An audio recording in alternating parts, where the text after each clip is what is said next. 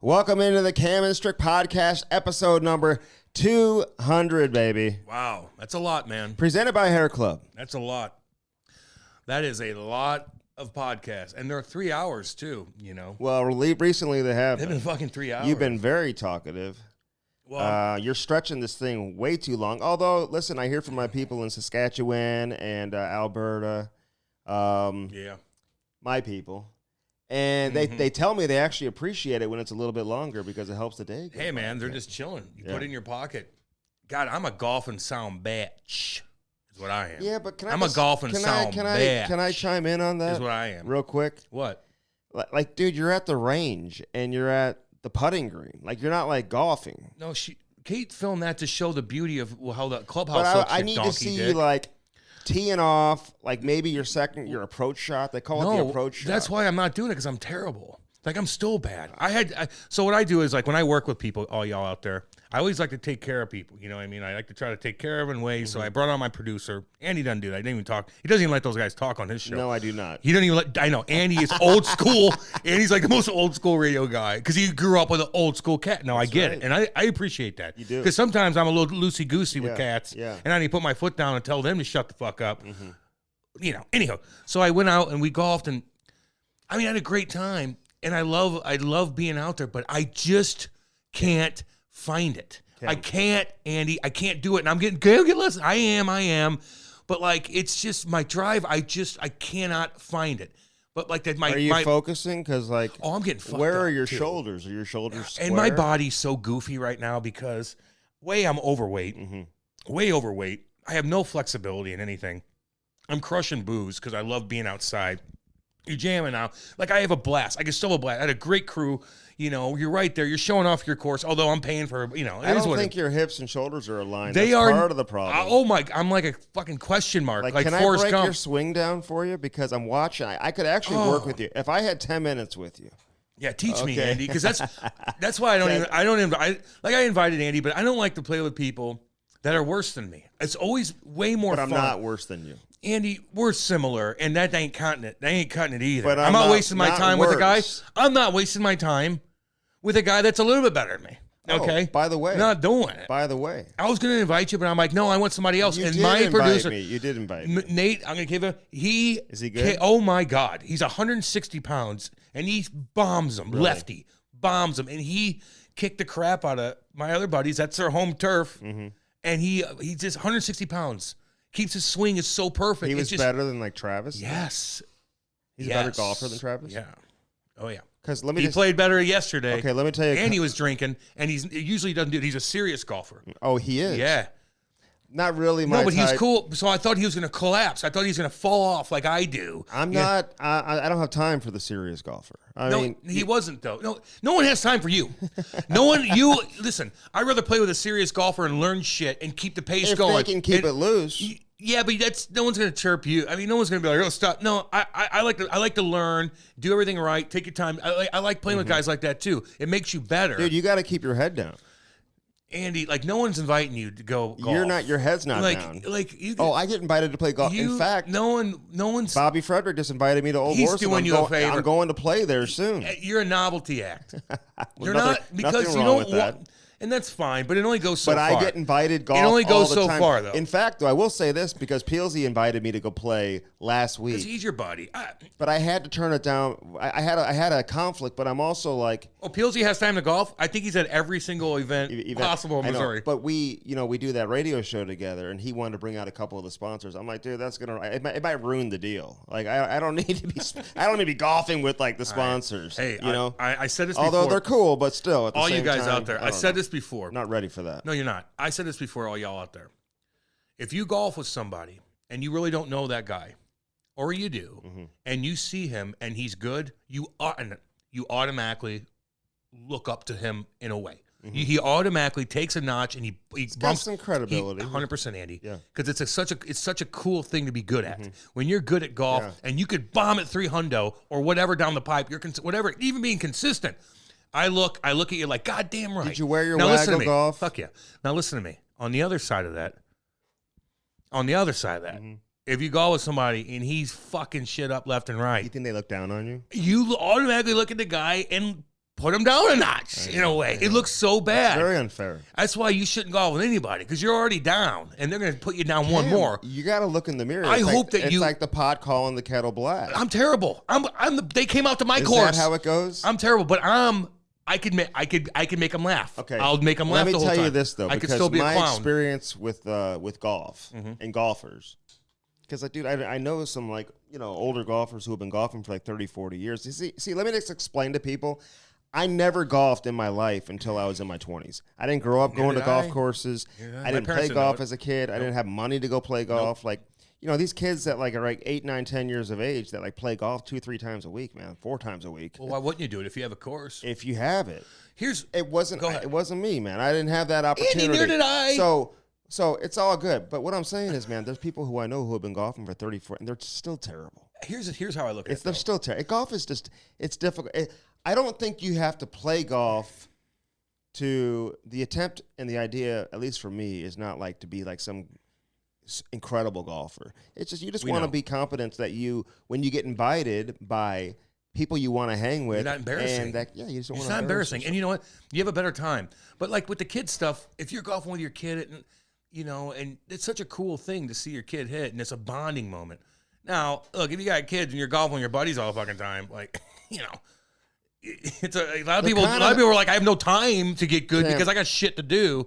Golf's a fancy lad sport. Let's just be honest. It's a fancy lad sport. I had no idea what it was until I started playing professional hockey. But I enjoy it. It's fine, but I don't love it. I do I'm starting to get people who play every day.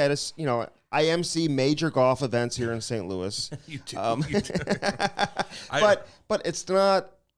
Golf is fun, but it's also very taxing, and it wears me out, and it's not that fun. And I'm sure once you get good at it, it becomes more fun, just like anything else.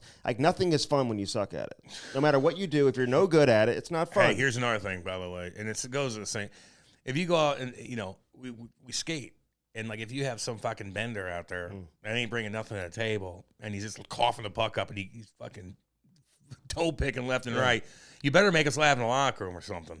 Because we're already looking at you, and we're rolling our eyes on the bench, Hey, listen.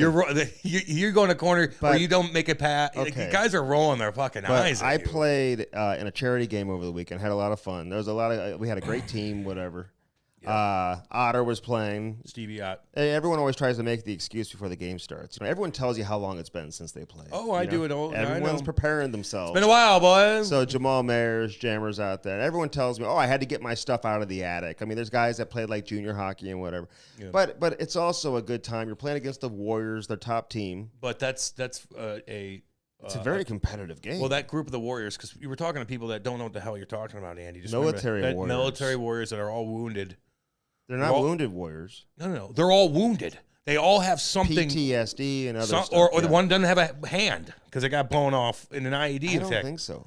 Andy, I play with these guys. What are you talking about? A guy texted in my radio show every damn day. I think that's a different type of warriors. I don't know if these guys. Oh, okay. This isn't like sled hockey or anything like that.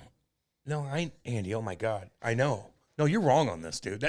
We hung out with them afterwards. I know a lot of stuff that you can't see. But there's dudes that don't have a hand. He's out there toe dragging. He's way better than you. He has one hand. One got blown off an IED when he's over in Iraq. But we had to be warned beforehand because they take it seriously. They may because you don't know what kind of day they're having. They're all pumped up on the bench.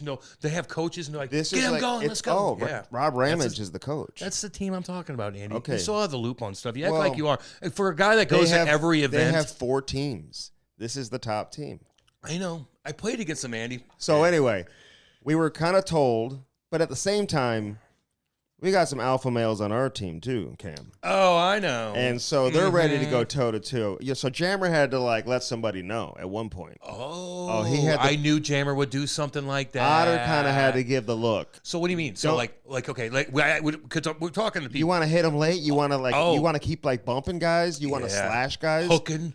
At the end of the day, they're hockey players too, and that competitive juice will come out. And hey, all right, you want to start playing that way? They can play that way too. They're probably bullying your ass around, weren't they? No, they were pretty cool. Actually. Well, you didn't have the puck. So anyway, but what Andy's saying is, all you guys know that play, what pisses you off when you go skate in these men's league, and you got dipshit fuckboy Leo who fucking trips you up. He fucking trips you up when you're going like, what are you tripping me? Hooking you because they're lazy, whacking your hands, whacking your fucking $200 stick. Don't touch my fucking stick. There was a lot of that going on. Dude, I know. And those guys take it. So I could hold it in on the ice for the most part. Like I could control it, and I'll kind of give the guy a little, like, don't hook me. I'll grab his stick, and I'll pull it. I go, don't do that. Like, I'll give you a warning. Jammer don't fuck around either. He's got a short fuse. He will get pissed easily, and he'll turn around and whack you. These old school guys, man, and I can't hold it in either that much. Like skating with guys, if they're dumb, like I can't hold it. You're so like you got so much like you know what's supposed to do that. I ain't doing it to you. I'm not tripping you up. I'm not hooking you. I think there's the respect factor of what these guys have been through and everything, but at the same time, they only go so far. I know. That's why you give them a second chance. Like, let's be cool. Yeah, with those guys are on a different story. They want to give you a rough you up a little bit. Like I'm going to give them that, man. The only thing I'm talking about fuckboy. You ever play pickup basketball? Because I have. No. I played in very mean neighborhoods. I played in.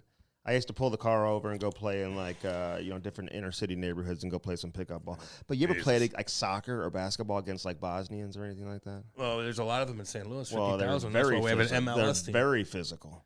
Like you go play pickup soccer against like a European team, like they're elbowing you, like they're kicking you like the back.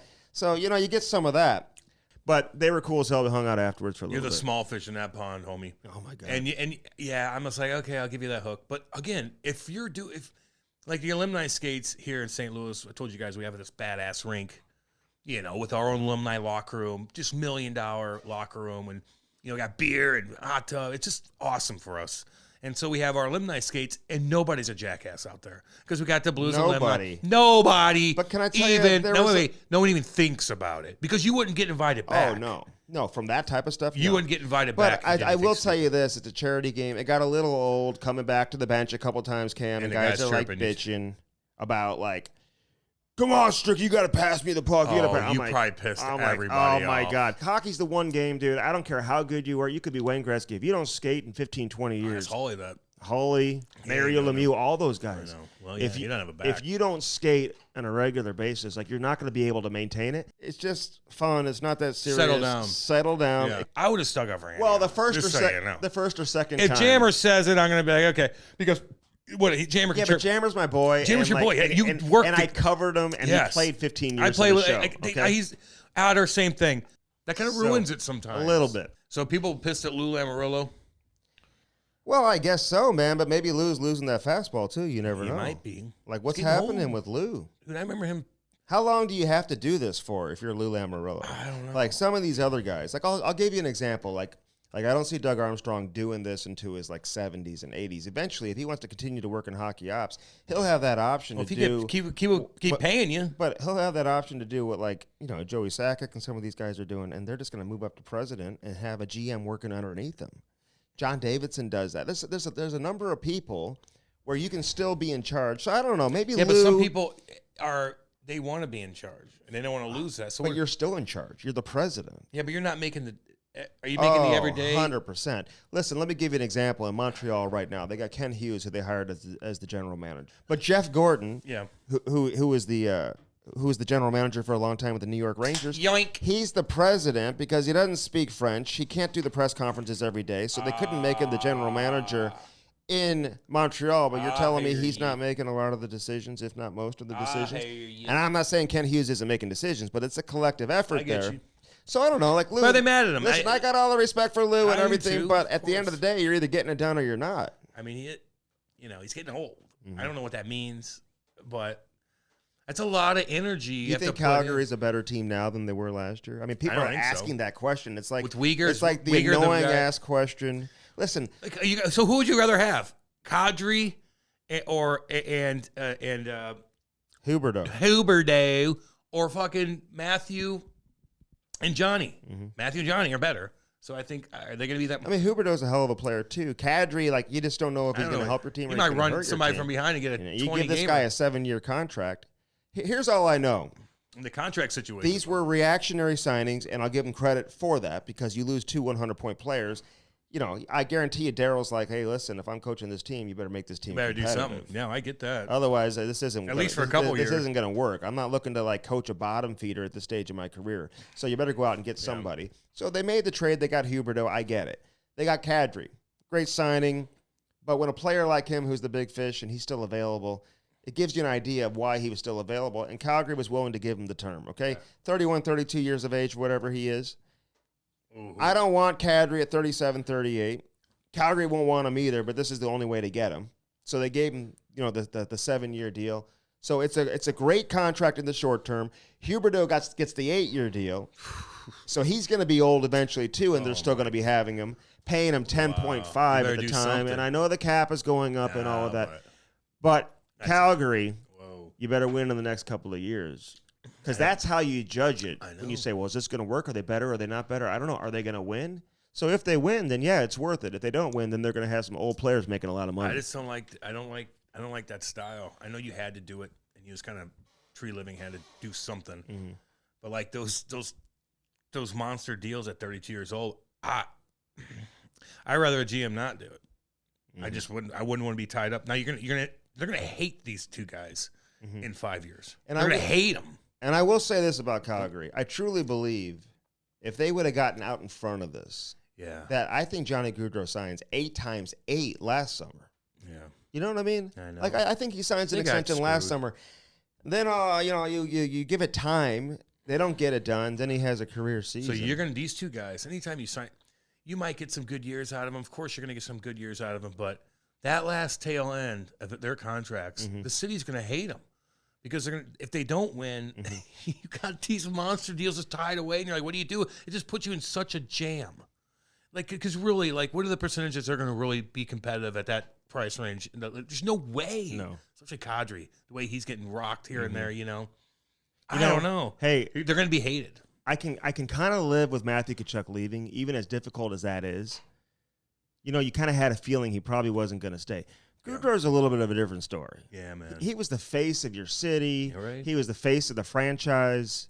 He was your guy. I know. Like, I don't want to say meant more to the team than Matthew, but, like, he came there first. He was the alpha dog there with the Calgary Flames, and you lost him to Columbus. Yeah. Okay, like you lost. You didn't lose into a team that's on the brink of being a cup contender, or was considered a contender last season, or is on the beach. It's just a smack in the face. You lost your franchise player to Columbus. He didn't go back home. He's not in Philly. He's not in Jersey. You lost him to Columbus. That's got to be tough for a Calgary Flame fan to swallow, man. They had a weird summer. They had a weird summer. I kind of feel bad for the fans there. Although, I do. Any of those fan bases in Canada, man, they're so hardcore. And you get rocked like that. God, double whammy. Like, but then now you're going to be okay for a couple years, but it's going to hit you again where you're tied up with some monster contracts, and it's just going to look like shit. So they better win in the next year. You better do something. Were you watching the World Juniors? Did you check it out? Andy, I've been watching House of the Dragons. Hey. House of the Dragons. We'll get into that. But the World Junior, and it was like a summer showcase. You know how they play that summer showcase? Yeah. In preparation for the World Juniors? That's kind of what it felt like. Hey, I said it on last week's show. The American goaltender wasn't very good, and if he's not going to be very good, they have no chance of winning. So that's happened. Easy. He was terrible against the Czechs. Yeah. I mean, listen, and all I ever talk about is how great goaltending is nowadays. I mean, being on the AAA circuit, Cam, these goalies are all 6'4". They're all unbelievable. Yeah, I know. At like 16, 17 years of age, you can't score on them. They're damn good. And 95% of those goalies don't even make it anyway. So this kid is the best you got for Team USA? Oh. Yeah, I don't know. This is the best you got for Team USA? Did he get lit up like a Christmas tree? He just looked uncomfortable. Ooh. He looked terrible. He couldn't catch a puck. I saw a couple cool highlights. I don't want to be too hard on his ass. Well, you're sounding like an a-hole. Am I? No. You're all right. I'm sorry, man. Is he that bad, eh? He just wasn't very good. We're honest on But now Canada loves Hockey Canada, and they love the World Juniors because Canada won. I think they had some fans in the stands for the gold medal game. So there's some cool plays I saw. Like, don't get me wrong. I'm not like head in the sand like you do with a lot of things. But I did see a couple unbelievable saves. Like a guy, the puck was going in. Was like a game Mason winner. McTavish. McTavish. He plays for Anaheim. So Yeah. No, he listen, Bedard was on that team for Canada. Berard is a kid who was on the American team, but I saw some of his highlights. Sorry, guys. Hey, I'm not into it right now because the Canadian media If this tournament was in the Czech Republic, or if it was in Slovakia, or if it was in Russia, or if it was in Germany, wherever, Switzerland, and they had that type of turnout for the crowd, they'd be crushing that host country. Absolutely crushing that host country. So Canada didn't market it for as much? you.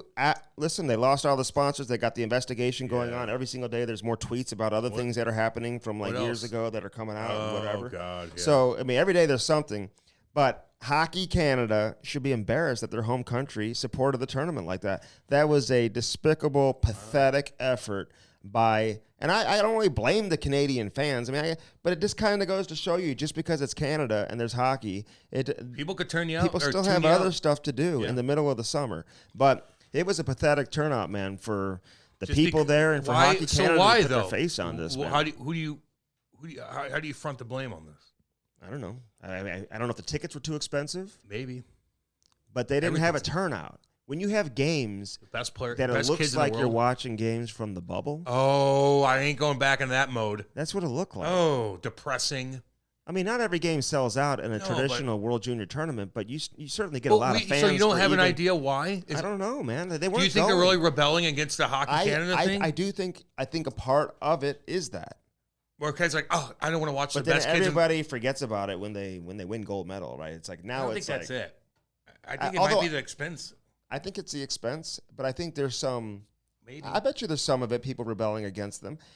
Is there COVID rules still? And it's the summertime. And listen, I've said this. Do they have any more COVID rules? A few times now too. I don't think people should hold whatever happened with these investigations and what in previous years against this current group of kids. They didn't do anything. Yeah, I don't. Yeah, I wonder if there's a COVID rule though. Maybe there's like Jesus up in Canada. Yeah, where you have to wear like 8 masks or something. I don't know. Man. Who knows? I dropped my kids off at school today. Oh, I saw the pictures. Day of school. I know you kind of have to do that. The first day of school post. They look cute. They all look cute. You know, I don't know. You do that for the dogs or anything when they go anywhere. For the I did a goofy time? Insta story last night. Kate and I lying in bed watching House of the Was it orange? Dragon. Was it orange? Because like all your Instagram posts, they're orange, like bright colored. Kate puts a filter. You put it in a different filter. Sometimes. What do you call that filter? I don't know, Andy. I don't know. Hey, whatever looks the best. Before we get into your show, yeah. So Albert Pujols is like chasing 700 home runs here. Yeah. Can I tell you what I think is going on? Yachty left too, by the way. He's got to coach his basketball team in Puerto Rico. Oh, did he have to leave again for that? Hey, Yachty. So all y'all guys, I know like Cardinals are like the monster down here in St. Louis. They run everything. They're huge. Not as much as they used to. No, but they're gigantic. The Cardinals, they're gigantic. When they're good. Man, they are. Yadier Molina's a big dog. Catcher, been here 20 years. He's like leaving the fucking team and going to Puerto Rico. Tossed out of the and he's like coaching. It's the weirdest thing. He's like his last year, but he's making himself look like a jackass where people are like, what the fuck are you doing? And it's kind of a big deal. Like you're literally your catcher is going back home and coaching his basketball team while they're playing. You think Pujols gets to 700? Yeah. I you know why? They're just like throwing it right down the middle like fastballs for him. Oh, is that what you think? I think I thought you were going to say he's taking some juice. No, I think it's like, no, I don't think that. Yeah, and he is one of the. He looks younger. He is. Oh, does he? He runs. Oh my God! Watching Albert Pujols run is so. Well, how about watching Molina run? Oh well, Pujols has like plantar fasciitis, and like every time he like walks, he's like he's got this like fucking. It looks weird, like it hurts. So he looks like he's got gout. I hate. I can't. It hurts to watch. It hurts to watch him. Like it's like somebody walking on. But nobody will ever say that. I just feel like, and we've probably seen this in the past. I'm sure maybe even a little bit with McGuire back in the day, or Barry Bonds, or Sosa, and all those guys. They hated Bonds back in the day. But I just feel like, I don't know, man. Like everybody has so much respect for Albert. I don't think are they throwing it down the pipe. They are. I think he's rocking lefties. I don't know. He's doing that too. I wouldn't do. If I'm like a pitcher, I'm like I ain't getting. You're not bumping up my hell no. I got money to make. It's a business. I don't give a shit about you. But it's like, you're set for life. It's like batting practice. Like look at his at bats. So you're saying that they're right down the middle. They're throwing it right down, like teeing it up. Batting practice. Good, do it. So he might get to 700. Listen, I look at it like, look, I'm not a big baseball fan, but I appreciate the Cardinals. I went to a game the other day. I know a lot of people that have restaurants and shit downtown, and they deal with a lot of bullshit downtown St. Louis, just so all y'all know. Hardcore shit. And I want the city to make as much money as possible. So the more people down there, the more people doing their shit, I'm telling you, man, that place is fucking jamming. More people are spending money. I like it. It's healthy for the city. I find it. It affects all of us. Very safe downtown. Very safe. Would you be scared to walk around?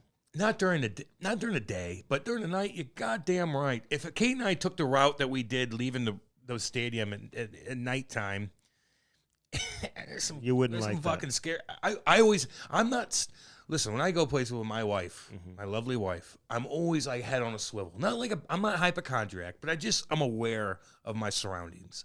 Always aware. Dude, I'm always like, I grab her hand, I go, come on, let's, if we're in a weird spot, and I'm not anymore because I don't do shit. Back in the day, oh God, I was doing shit left and right. I had to go downtown to go, buy things when I was doing, so I was in shady shit. I was never with Kate. I never took Kate or a girl into my shady areas I needed to get my fucking fix, to get whatever.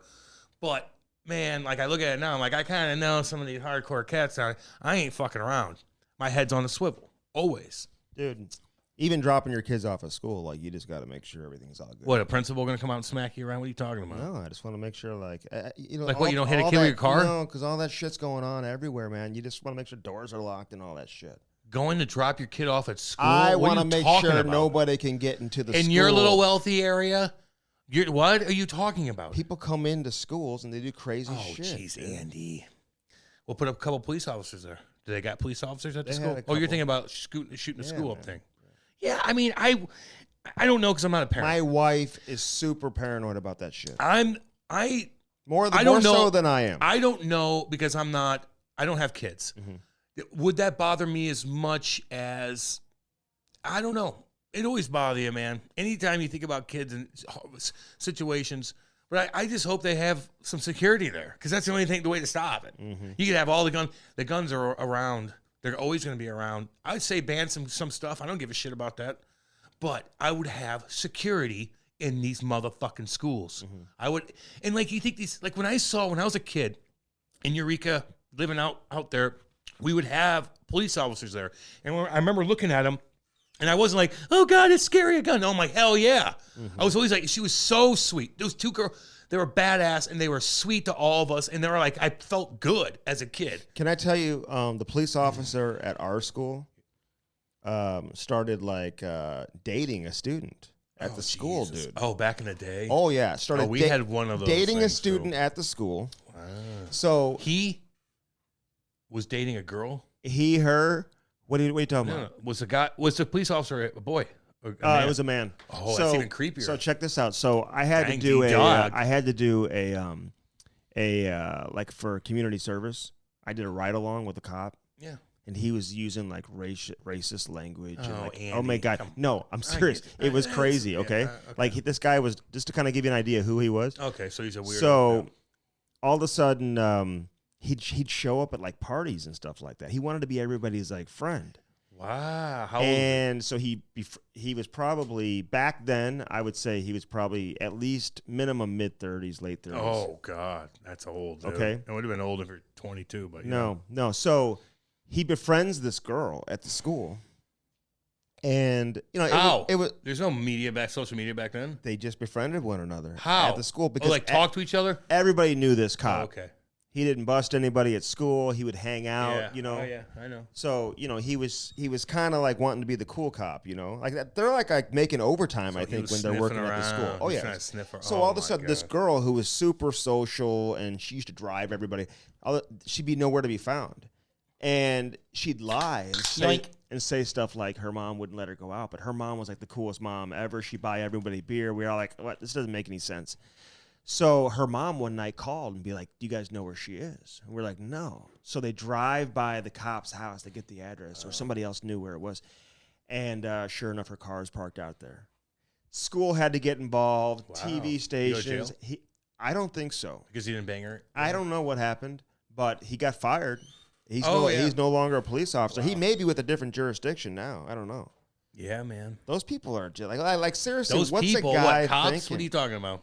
Anybody who like tries to befriend an Of course. underage person. So you got to vet and verify who the fuck you hire, okay? You got to vet, and if there's any inclination of him being weird to the girls, you boot him out as fast as you fucking can. You don't take second chances. But that doesn't mean you shouldn't have fucking cops in your school to protect the kids, in my opinion. That's just my opinion. And I know I hear some guys that try to, I get it, man. Like this is all, I just think that's my opinion. When I say it's my view, And I'm open to whatever. I'm an open book. Like I mean, like what you convinced me one thing. I'm like, oh, that makes sense. Like I'll agree with you. Like I'm not staunch. I'm not like a religious type or anything. I just think little things, man. You ask me questions, my opinion on shit, I'll give it to you. All right, let me ask you this one. What? So there was a football coach at my school. He wasn't my position. What, he touched you? He wasn't or my position. No, he kicked me off the team, actually. Well, no shit. You're terrible. No. I started. Okay. And I had 3 interceptions. I told you that I scored a 2-point conversion. Don't you ever say that again. I played for the Bonham Blue Devils. And he talks more about his sports career than I do. So anyway, he was very old school.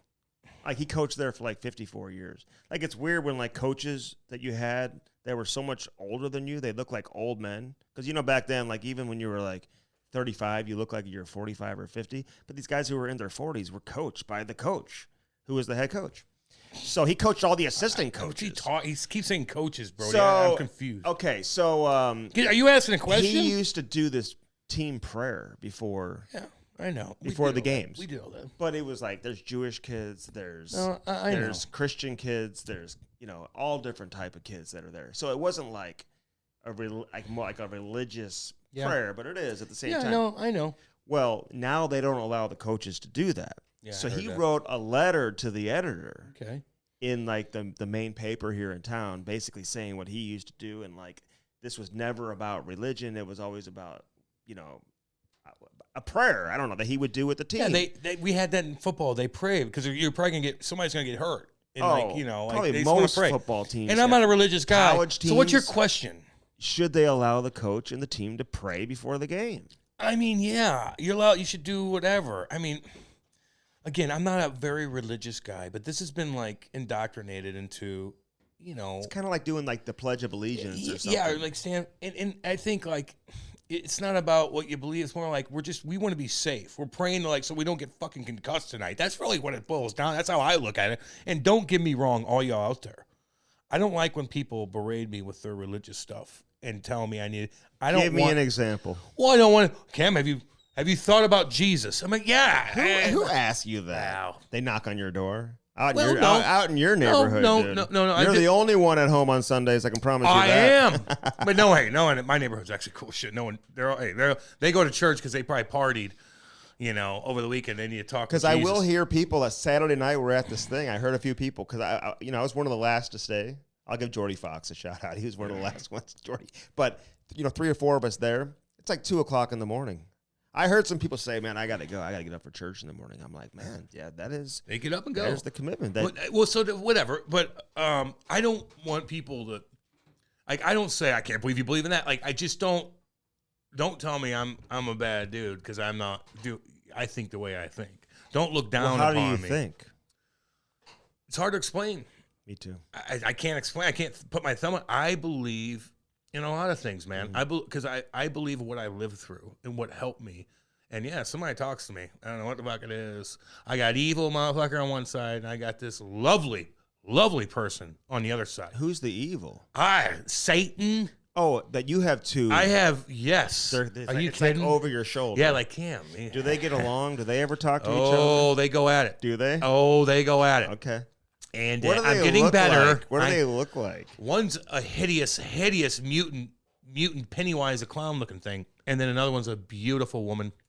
Looks like a sounds like a birthing person. Actually, I would say it's more of a birthing. The one, it's a beautiful birthing person, and she's in this like white thing, and it's like she's lovely, lovely person, hot. And they talk to me, gorgeous, really. Oh yeah. That helps. Like blonde hair. Because if she wasn't that hot, I'd be like, I'm going blonde with the hair. Satan dude. Blonde hair, of course. Kind of like mango. Kind of like what my wife would look like. It's just, you tell it's kind of like mango and lemonade. We're banging each other. But anyway, I got people to look. My religious thing, I prayed before game. Like I got my mom and dad never took me. I believe in just being good to people because I believe in karma too. And if you're a dick, you rip karma people with up. a C or karma with a K, motherfucker. And I believe it comes back and gets you. I always say it, man. Like I know when I was wrong throughout my life, and I knew it's coming. Something gets you. But if you do the right things, did you ever do anything bad to somebody? Oh yeah, dude. You don't have to tell us. It's more like even with like girls and stuff, where like, just like, yeah, it just has that come back to get you? Fuck. Oh, I just was like, just wild as a kid. Nothing bad. Listen, I was never mean to girls, but maybe you let them on a little too much, and it's like, I don't know. I just always thought that something always bit me in the ass. If you did, I was good to people, and that's why we're in a situation that we are, because we are good to people. You get job offers, you get shit. You know, like people like you, they want to be with you, be around you. Some people are chirping me on the bench about not getting them the puck. It's just like, dude, I can't even breathe, man. I'm playing in a charity hockey game for God's sakes on a Saturday night. Again, if it's jamming the guy, it's like, whatever. That's one thing. Well, like, dude, you don't even know his name, and he's being. No, I would have been pissed. He's a friend of mine, actually. I would have been pissed. I'm allowed to chirp you. I don't like anybody else doing it unless it's like once or twice is all. I don't like it now. Now I think about it. I don't want anybody else chirping but me. Carries over to the bar the next day. And he still sits talking. Yeah, I don't know. Hey, so why don't you do something about it? What do I do? I don't know. Get tougher so they don't do it. You think he's going to chirp me if I give him a fucking puck? Like, come on. You notice that everybody just chirps you? Like, stick up for yourself. Otter's not passing the puck, though. I will say that. He ain't passing. I don't blame him. How's he look? Well, he hasn't skated in a long time with pads on, but, he is on the ice every single day. And his body went through some bullshit. But he looked good, man. He looked good. We won the game. I scored a goal. I tell you that I scored a goal. It was great hockey sense. Yeah, we already repeated went to the front thing. Went to the front of the net. Somebody shot the puck, and I got the rebound, and it went in. So it was that's how you score the goals. Man, I'm just not into. You get to the front. I'm not into hockey until I'm into hockey.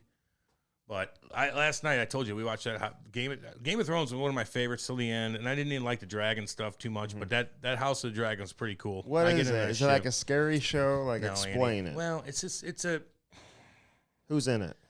No, I can't even explain that. But there's a lot of lore to it. And Larry David in that show or no? Here's what it is. It's entertaining enough to where I like it, and that's all that matters. And Kate and I both like it, so we chill and we get excited for Sunday nights. How long is it on? We put the candles on. We get our fucking wine out. We dress up. You dress up? Well, sometimes for like video purposes, we'll put like a little sword thing and just to get into it. And it's entertaining, man. I'm like, fuck. I'm high maintenance with shit. Like not too many people what are you entertain dressing me. As? Like some shit kicking sound bad. As the characters from the show? We'll just have like a little, like, I'll drink a glass of wine out of like my King's thing, like my King's cup. Is this a Netflix show? It's HBO, dude. Oh, so it's like why are you so like? How do you not know shit? So you got to watch it live and everything. You're not going. You can just go on HBO and watch whenever you want. Oh, you know what I watched? Manti Te'o. Oh fuck. The Untold Story. I heard everybody's like this. With Lanai. Dude, he's such a nerd. Manti. Well, he's a woman. Well, Manti? Oh, he's evil. She's evil. Okay, she's an evil person. Listen, here's how I look at the Manti Te'o thing. He's just a good Christian boy. That's kind of like, he's Polynesian, dude. What? Yeah, okay. And he is a Christian. Yeah, very religious. Yeah. And he's out of touch with girls, obviously. He doesn't wheel any chicks because you never have. I used to try to get catfish in 2001. Okay, can I ask you about? I said 2001. You think that's a real thing? Like, hell yeah. Okay, so how do you get catfished? They show you a picture of somebody else, and it's really some mutant-looking person or some weirdo that just wants a piece of you as they lie and show you. That used to happen to us in Windsor, in Guelph. I got catfished one time. You probably did. But back in the early 2000s, when we were playing juniors, I remember the internet just came out with all that. All these girls would message us. Half of them were fake, but the other half were real. Lanai would use a woman's voice. I know what. So I don't hold that against. Yeah, but why are you? Yeah, but the thing is, and it impacted his game in the national championship game. He played like shit against Alabama. We should have won that game. I'm a Notre Dame football fan. Here's the deal. You have girls everywhere. How do you have a girlfriend that you never met? How do you consider anybody a girlfriend? Mm-hmm. You never met her. Like, she's telling you all this stuff. Like, how do you even? Like, I talk to people all the time. I talk to them, and I try to be nice to everybody on my messages and all that stuff. If somebody's telling me they love me, and I never even met them before, it's just weird. And that's the girlfriend you had. You never touched her. Like, how do you have a commitment relationship with, and then you tell people your girlfriend died. Right. She's your girlfriend? Yeah, but you don't only tell people. It's on national television. Yeah, I know. And you're emotional. I don't know how you can refer to anybody you've never met as your girlfriend. He's just weird. He's a weird kid. He's and people are like, I feel so sorry for my guy. I really don't. He's got every single thing going for him. He's handsome. He's got unbelievable athletic ability. And then you let this catfish get you. You could walk down the street and bang anything you want. Now, Notre Dame doesn't have that many broads. They don't got that many broads. That's the problem. They don't got that many broads. That's the problem. No, it's not, Andy. He could walk down another street. He should have gone to USC. He could have gone, but I think it still, hey, he could have women all over him. He's still going to date that. He's just weird. Further? But I don't feel sorry for him. Let me take it a step further because, like, you can't understand or fully relate to the Polynesian culture. Now, I lived in Hawaii for a little bit. I know a little bit about the Polynesians. No, you don't. But I think at the same time, he's going from Hawaii, like leaving his home for the first time, and he's in the middle of Indiana at a Catholic college. Where I don't know about the women there at Notre Dame. I heard there's not many of them. I don't know. I know. And I was confused on that because I remember talking about it with one of our radio partners. Yeah. And he's like, there's not many chicks. I go, I don't give a fuck. He could bang any chick he wants anywhere. But let me say this. So all of a sudden, like, I think Polynesian culture, Cam, in Hawaii, like they don't leave that community. You know what I'm saying? Okay. So the Polynesian woman who he has no Polynesian options at Notre Dame. So there's like this super hot Polynesian girl who's like reaching out to him. And he never sees her on anything though. But he like fell in love with her and just, obviously he's not in Hawaii where it would have been even more weird. He's in Indiana, so there's no opportunity to meet yet. I'm sure they had plans to meet. But it's weird that he referred to her as his girlfriend and he's telling everybody on national television. This guy was the biggest name in college football, man. He's his senior season. He's weird, man. The biggest name ever. You hear what his dad said. You do not embarrass the last name. He embarrassed our name. See? I thought the dad was pretty cool with him. He was, but he said he embarrassed our name. Well, no shit, he did. Because that's how the Polynesians are, man. Well, I mean, God. You ever seen an interview with like... yeah, I know. They're hardcore. Tua's dad, the quarterback from... he used to beat him, eh? Oh, yeah, the quarterback from the Miami Dolphins. Yeah, I know. Beat him. Yeah, if I got to play good. That sucks. Yeah. If any of you dads think that you're such a pussy for doing that, beat your kid. That means you're a pussy. My dad never touched me. All he had to do is stare at me. That's all he needed to do because he was tough. I was already scared of him. You touch your kid, you're a weirdo, in my opinion. It's the Polynesian culture. I'll spank him, though. Don't get me wrong. Sometimes you got to get spanked a little bit. It's the Polynesian culture. I don't give a shit. That's a weird thing. You don't play good, I'm going to beat you. Like, what? Psycho. Jesus. Andy can't pull that off because Ty could kick his ass right now anyway. Chloe. Yeah, Chloe runs the show now. She's going to run the show. She had her first game this weekend. Chloe's going to run a business. You think? And she's going to make more money than all of us. I hope so. Would you let your daughter date an athlete? Yeah, if he's a good guy. What kind of stupid question is that? That's a dumb question, Andy, seriously. A professional athlete. And you're a journalist. No. A professional athlete. Depends. I could read the situation pretty easily. Okay. If I had a daughter. But if she's old, how old? Are we dogging? If the guy's 32 and she's 18, I'd be like, what the fuck are you doing? Well, I just know, like, they kind of have that lifestyle that's going on, man. I mean, it's like it's a tough situation for some of these girls to be in, What? What do you mean? It's a tough... Wait, you mean being a beautiful girl is in a tough situation? Oh, okay, Andy. What dating a the guy beautiful who's woman making could $5 do million? anything she wants. Hey. A beautiful woman could... here's the difference between guys and girls. A hot girl could walk into a Schnucks and pick out... There'll be somebody in there and walk out and be like, I'll bang it, and somebody will say yes. And she'll fuck a dude. Like, you can go wheel a guy, if you're a hot chick, anywhere you go. There will be a guy in there like, drop of the hat, what you're doing, I'll go do it. Right. If you're a dude, you could be the most handsomest motherfucker in the world. You walk into, you'd be like, hey, girl, you want to go out? They'd be like, get the fuck away from me. I know. You weirdo. Yeah. It's just, girls, if you're a beautiful woman and you got confidence, you could rule the world. You could rule the world. Walk into a meeting, a beautiful woman walks in here and she comes in and we'd be like, I'd be like, how do I smell? I'd be like nervous as shit. She could run a fucking company. When your kids get older though, it's hard to like let them just like, well, you can't really like. You don't have to be beautiful. You just got to be a tough woman. You They're intimidating. Confident. How do you build that confidence? You got to do it organically. You got to do it yourself. No, you got to have the right people around you. The hard part is you're not there to like protect them all the time. They got to protect themselves and stuff. And you're not protecting anybody anyway. No, but like I can get mad. Like if somebody ever like chirp my girl or something. If I had a daughter, and like if I had a boy, and he had a rough coach or something. I'm like, fucking suck it up.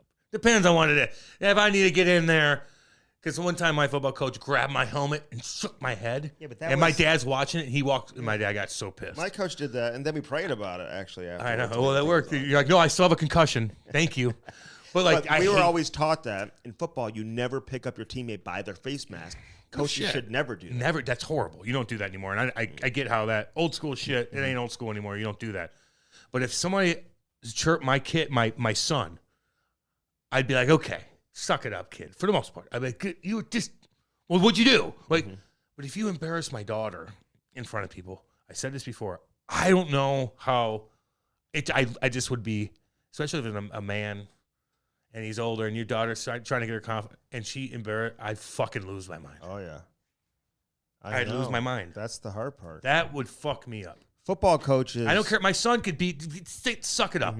I always felt like playing football honestly gives you an advantage in so many other areas of life because it's the one sport where you're coached differently than you are in any other sport. It's like discipline. Well, it's just discipline. And the coaches are in your face. They may say things that might hurt your feelings. It's military style without being military style. Yeah, I use that term. The old school coaches. I'm sure it's changed even in football nowadays. But you know what, Cam? At my daughter's soccer practice the other day, there were like all these football scrimmages going on, and they're little kids. They're like 10, 11, 12 years old. Yeah. And the coach is still getting their face. I know. They got cheerleading practice going on with these girls. I can't believe how many people come out to watch a football practice. Oh, it's fun to watch. I love watching. Dude, there's thousands of kids there. They're like, no. These are little kids. Oh, yeah. The whole, the extended family is there. The whole neighborhood is there. Where at? It was at Lou Fuse where it was. Yeah. That's what you do in Eureka, man. They go to those football games. Everybody's out there watching these kids scrimmage. Yeah. I know. I get it. And the coaches will get after you. I like that, man. I don't mind that. I'll give you a take. I like watching football. I liked how the coaches yelled at me, and it made me tough. I liked that. I needed it. It's not fun to play, in my opinion. Football. It's not fun. Oh, I loved it. You're just stand there, wait. Oh, no play.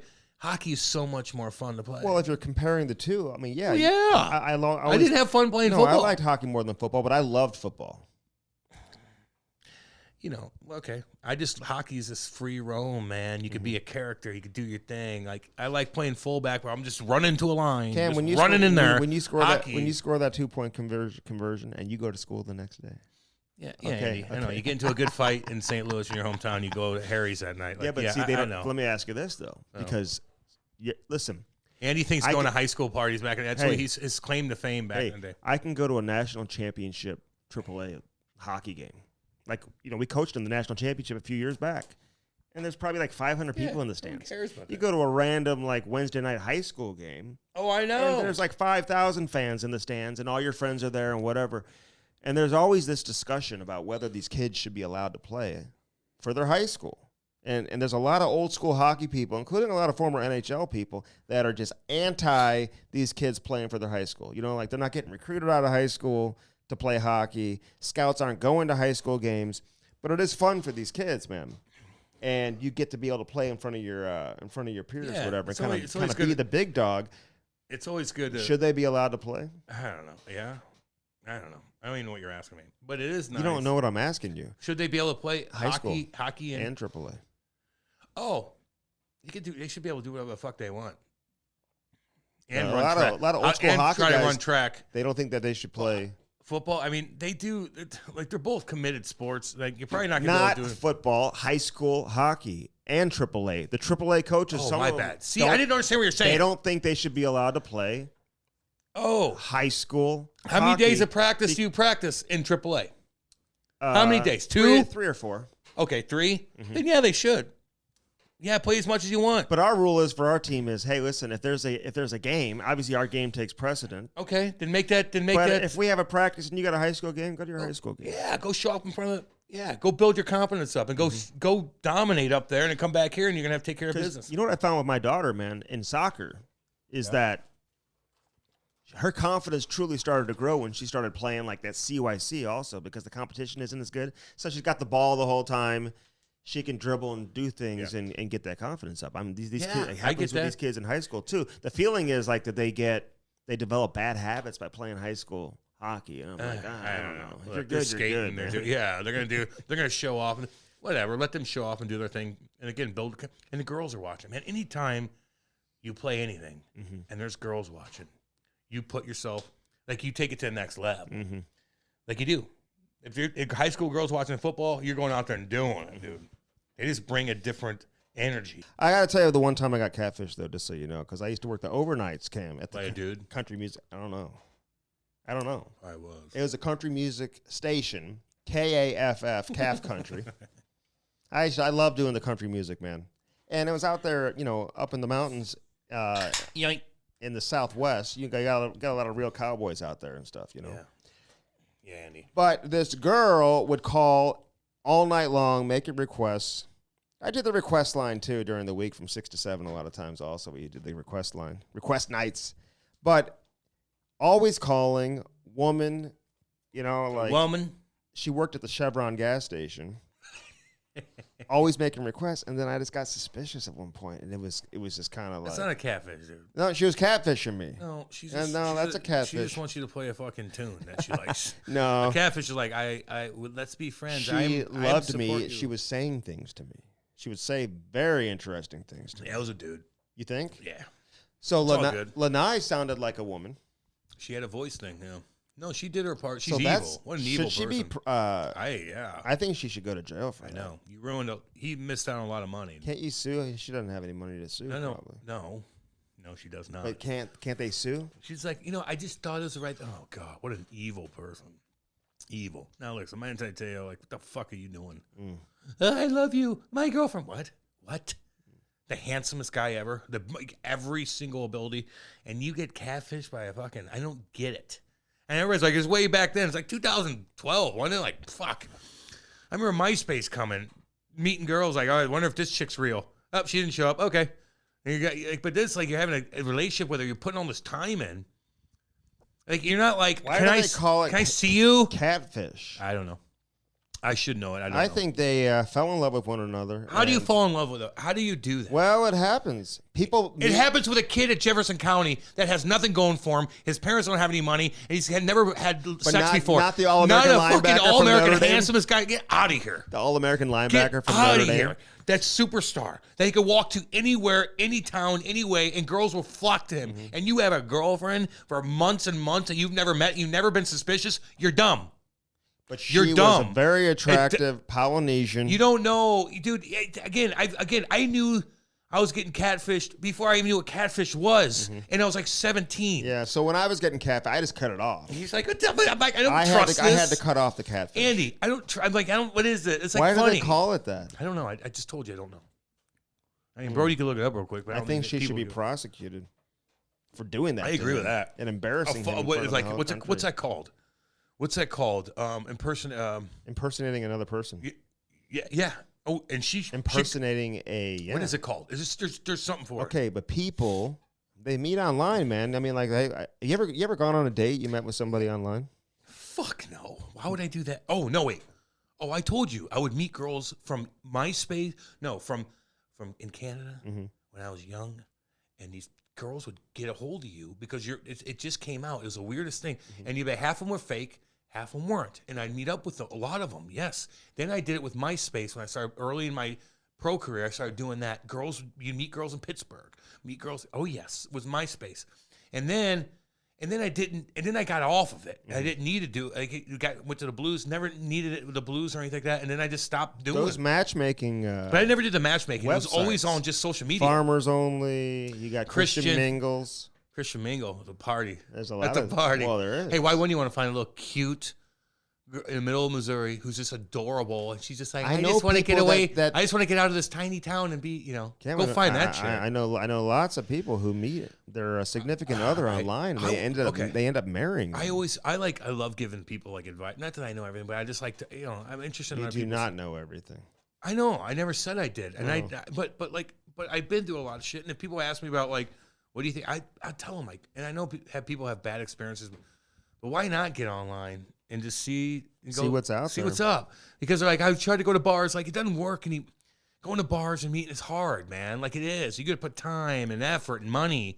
Sometimes you just have to get it laid out and see what the fuck this chick looks like and go have a dinner with her that time. Well, they match you up. They match you up with you know your interests and all that type of stuff, Cam. See, what you do is you put your interests in there, like I like Game of Thrones, and they're like, how much money you make? Oh, over $500,000. So you know, oh, they lie about it. Yeah, 500. You have to verify that. The guy's from Salem, Missouri. He makes $500,000 a year. Oh my God. Yeah. We'll figure that out pretty quick. If you don't make that kind of money. But why not just see? I think that'd be kind of fun. But you might get annoyed too because you go, girl, fucking, she looks like this, and you walk, she's a mutant. You know, Listen, I had Mexican, I had sushi this past weekend, and I made homemade cinnamon rolls. Dude, I brought you one. Yeah. What kind of sushi do you eat when you eat there? Probably like the normal, like what kids would get or something like something. No, my kids love sushi, man. That's good. You know what they like though? My little Ty likes just the avocado sushi, just avocado in there. But they will eat the my go-to, because I listen, when I'm getting sushi, I don't want all that mayonnaise shit on top of it. I don't like all that, dude. Okay, so mayonnaise, yeah, no shit. It's not mayonnaise, but it's a mayonnaise base when they put that little sauce and stuff, man. I don't like all that. So I like the salmon and avocado. I like the tuna and avocado. You're a boring eater. Is that You're boring? A boring eater. Well, you don't eat meat for one. Is that boring? Like when I go to sushi place, what are you getting? I could eat anything on the menu. I'll try the fucking you like salmon roe? Salmon roe. I eat sashimi, baby. I love ginger. Oh, I'll eat the sashimi. I'll eat octopus. I'll eat anything on that fucking menu. will eat anything, but if you're asking me what I order, and I always put the ginger on there. I put the wasabi. I load it up with the wasabi. Ginger, good man. I always eat that ginger. Ooh, I'll spend $200. If I have a late night and I go a little bit hard that night, I will pound wasabi the next morning. It clears me up. Like if my nose is all like, stuffed up or something. Oh, yeah, well, you partying, fucking getting down with it. Not like that, but yeah. Well, you just said my nose is stuffed up. If I have a cold. Oh, okay. Or something like that. I hear you. Okay? I hear you. All right. Yeah, nothing like that. Let's make that clear. Okay.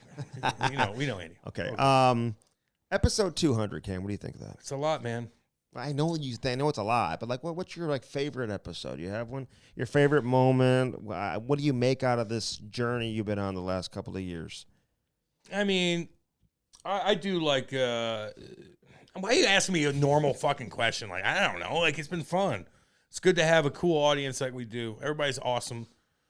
Except for a couple people on that message me here and there getting a little weird, but that's okay. But, well, you bring that out of them with some of the stuff you say on here. No. I have to. No. I will say this more than you think. I have to have your back and defend you. Oh, that's fine. I do a lot. Well, do you want to be boring and not be opinionated? No, I'm just saying. So some people are going to disagree. I love all you guys, and I get why you disagree with me. I get that. I still got to bring the heat though. Like that's just correct me if I'm wrong. But again. We got 3 hours. We're trying to entertain you guys. So if you want my opinion on what I think at that moment, then there it is. So you can disagree with me all you want. I see a little bit of it here and there. They're very some people are like, "Hey Cam, no, I think you're wrong on that." I'm like, "Oh hell yeah, man!" Some people are like, "You don't know shit," but I'm like, "Whoa, okay, I don't know shit. I still do." They I'm not fact check you. Oh yeah, about what? A number of things. Like what? Like some of the stuff you say. What? Well, I got to go back and look through my messages. Then look through it real quick, and we'll go break it down like and see the what. Apex Predator was one example. Oh Jesus, they're that mad about that Apex Predator crocodile. Okay, I didn't say mad. They correct you on certain things. A bear's the Apex Predator, okay, but a crocodile's there too. Not too many things are taking down a croc, dude. Like, come on. What else? I saw a hyena outrun the lion the other day too. It could happen. Well, they did. Yeah, man. A lot of things could happen. Andy. The lion was hiding behind a car that was. Would you do one of those safari type deals? I think I would. Could you fly all the way to Africa? No, that's a different story, Andy. That's a long flight. I don't know. I don't know if I want to. There's a lot of things I could do around here that puts me in a good spot. Mm-hmm. I'm starting to become a simple man that likes nice things. Yes. Now, I need to just fly to fucking Africa and look at a bunch of hyenas and giraffes. That'd be cool. I don't need to do it. I'll go down to the little lake. Get my fucking mind right. That there's have fun with Kate what and water? What water is Windsor on? Oh, well, I'd say Lake Ontario right there. Is it? Mm-hmm. Okay. And it goes the Detroit River. Well, quit asking me questions, and I won't give you an answer. You live there. I mean, you're the water guy. What water? That's I think it's Lake lake. Ontario. Yeah. Is it? Yeah, but the river right there, Detroit River, is actually scary. It's not Lake Superior, is it? Might be Lake Tahoe. It's one of the two. It's not Lake Tahoe, dude. I didn't say Lake Tahoe, you donkey dick, dude. I said Lake Ontario. Well, because Otter and Bob Bugner and a bunch of former NHLers, they all have lake houses on this lake in Windsor. Yeah, I know. Otter grew up there. Yeah, so he grew up in Windsor. Yeah. Oh. Mm-hmm. Yeah, he was dating some chick in juniors that had a monster house on the river there, and their parents owned like a tool and die shop, and they had bowling alleys and shit. Inside the house? Mm-hmm. That's kind of cool. Dude, the most famous cake maker in the world, this guy who makes cakes, has his own TV show on the Food Network, got a bowling alley inside his house, and his arm got stuck in the thing that, like, you know, comes down and, like, knocks the pins down and then puts down the new pins. He has arm stuck in there, dude, and, like, I don't even know Can't if make cake anymore? back making cakes. Could you imagine making millions of dollars making cakes? I mean, it's a lot. It'd be having a bakery. My stuff. cinnamon rolls, dude. I guarantee you these cinnamon rolls could make a good amount of money. If you want to order a cinnamon roll, I might start selling these things, and I'll send them to you. Go ahead and I'm starving, send me your address. I'm not gonna lie to you. I'll be happy to send. I'm gonna start selling these cinnamon rolls. I might barbecue tonight. I just love barbecuing. It just puts me in a good mood. Can I tell you? I like when you guys send me pictures of your jam. All you out there, by the way, I love it. Always anytime you're doing something you love to do, man, send it to me. It makes me feel good. I love it. I love seeing it. My only issue with barbecuing. There's a couple issues. First off, it's not fun when it's hot. It's like I'm sweating. I hear you. I hear you on that. And my deck, I have to go up some stairs and, like, you know, because I keep my Traeger. I'm a Traeger ambassador. I got some new stickers and T-shirts the other day that they sent me in the mail. I'm an ambassador for that. My Traeger is down below. I keep it down on my porch, and so I got to go up and down the steps. But it creates a lot of dishes, dude. A lot of dishes when you're barbecuing. Okay. Yeah, I know. So that I don't care. I don't love. If that it's hot, I'm not doing it. I like barbecue when it's cold. Oh my like God. a little chilly. That's the best. Yeah, like I just like to feel the heat. I can't wait for Halloween. I can't wait for the. You should get a hot tub out there. I don't need a hot tub, dude. That's you don't just get a hot tub. Like I'm good. We're gonna. What do you mean you don't just get a hot tub? You got to get a pool and a hot tub. If I'm gonna do anything, I got a lot more things to do besides getting a hot tub. If I'm gonna spend $6,000, I'm not doing it on a hot tub right now. It's not worth it. No. I got a huge bath. I don't give a fuck. But dude, do you take a bath? Hell yeah. You do? Fuck yeah. Dude, I haven't taken a bath. I got a huge window that years. looks over the golf course in the bathtub with the moon shining down with wine. Do you drink wine in the bathtub? Fuck yeah, like a woman? Fuck yeah. Like a rose woman, petals in there? Like, yeah. Kind of. Do you take baths with Kate? Sometimes. We get freaky a little bit. You don't need to be drinking wine in there, dude. That's, you know, just get in and out. That's what a shower's for. I haven't been in the bath, dude, since I was probably like 7 years old, man. I just like sometimes like getting soaking in the bath, dude. Okay. Hell yeah. I like hot tubs too, but they're kind of an eyesore. You're a grown-ass man going in the bathtub, man. Jamming out, yeah. I mean, it's not a cold tub. Although I was reading about the therapeutic benefits of a cold tub, like an ice tub. I know, Andy. Like kids, like people who have like Tourette's syndrome. See, you tell Andy's not an athlete because he would have known about the cold tubs from like the get-go. People who have Tourette's syndrome and stuff like that, they go in these ice tubs and it totally calms them down. You know what I mean? Yeah, it kind of just like shocks your body in a good way. That's what I mean. That's why Andy, I've known this forever. That's why you shouldn't just jump into a swimming pool. You got to like dip your toe and go in slowly because it does shock your system. Yeah, you're not supposed to write that down, all y'all. All you out there, write that down. Andy's all these guys in Saskatchewan. Andy, let Andy tell you about cold water. Hey, you ever jumped off a high dive? Like the really high ones. Yeah, Andy. Yes, I have. Cliffs. Man, I told you I saved a motherfucker that fell off that cliff. I know, but you like jumping off. Like, would you do it now? Hell no. I don't want to get hurt now. I'm a pussy. I see these videos, these people going off these high dives, dude. I could never do that. Well, when I was crazy back in the day, yeah. But like right now, like I don't want to get injured. It's such a pain in the ass. It costs you money. It slows you down. Yeah. It's a burden from everybody around you. Yes, it is. Don't do stupid shit to get hurt. No. I've been hurt my whole life. Yeah. I feel like I don't want to get hurt again. I don't want to take painkillers again. I don't want to do any of that shit. Andrew Brunette kind of got hurt, man, when he was kicked to the curb by the Florida Panthers. He never got hurt. Actually, didn't he go like 550 He went 508, I think. And he's talking about doing this, doing that. I'm like, yeah, but you got lucky. You think he deserved to get let go by the Florida Panthers? Here's the deal. I don't know enough about what the guys say about it, so I don't know. The guys loved him. Then that's what I mean. That's why I talked to somebody very close to Sasha Barkov. I talked to somebody very close to another player, the guys loved Andrew Brunette. And like, why wouldn't they? I mean, like, well, I don't know. After listening to the interview. Yeah, he sounds like a good guy, but does that message come across to pump guys up? Like, I don't know. Here's my thing. You know, and I know he wasn't your head coach, and you had to slide him over because, you know, Joel Quenneville was, you know, forced to resign and all that, you know. I know. But, you know, it is Andrew Brunette who played over 1,000 games, you know, so he's got a lot of credibility to begin with. And then you didn't skip a beat once he took over. You kept winning and winning and winning. You win the President's Trophy. And I look at it a couple ways, Cam. Like, I don't know what they were seeing. I know they struggled a little bit in the first round. It took them 6 games to beat Washington, but they did win the series. And then they got swept by Tampa Bay, who had won the 2 previous Stanley Cups. And I know it's the rival in-state and all of that. It's a bad look. But I also look at a lot of teams out there who had to lose and go through tough times. And this is a franchise that hadn't won a series since 1996. He wins them a series for the first time since 1996. Right, They win the President's Trophy against Tampa Bay, who, oh, by the way, won the President's Trophy a few years ago before they had won a cup, and they got swept by Columbus. So they were patient with John Cooper. They've been rewarded because of that. But again, we're talking about a guy in Andrew Brunette who proved that he can do it. Yeah, it was weird. You're right. And he's played a long time. He brings a level of credibility. And then they fucked him, like, so he couldn't get a job. Mm-hmm. Yeah, I didn't like that. But he played it cool, man. I like him. I like guys that play over 1,000 games, done it all. Well, they just have a different. Listen, I know there's some smart coaches that never played, but I don't know. Like, you got 1,000 games under your belt. It's like Craig Berube, man. There's things that you know that you can't get taught. You're right. You're right. You know what I mean? So it's like, you can't teach yourself unless you're in it. Like Joe Sakic, for example. First of all, Joel Quenneville hired Andrew Brunette as an assistant coach. You know, it used to be his player. You know, for him to hire Andrew Brunette, that kind of tells you a little bit too. Didn't he was assistant GM?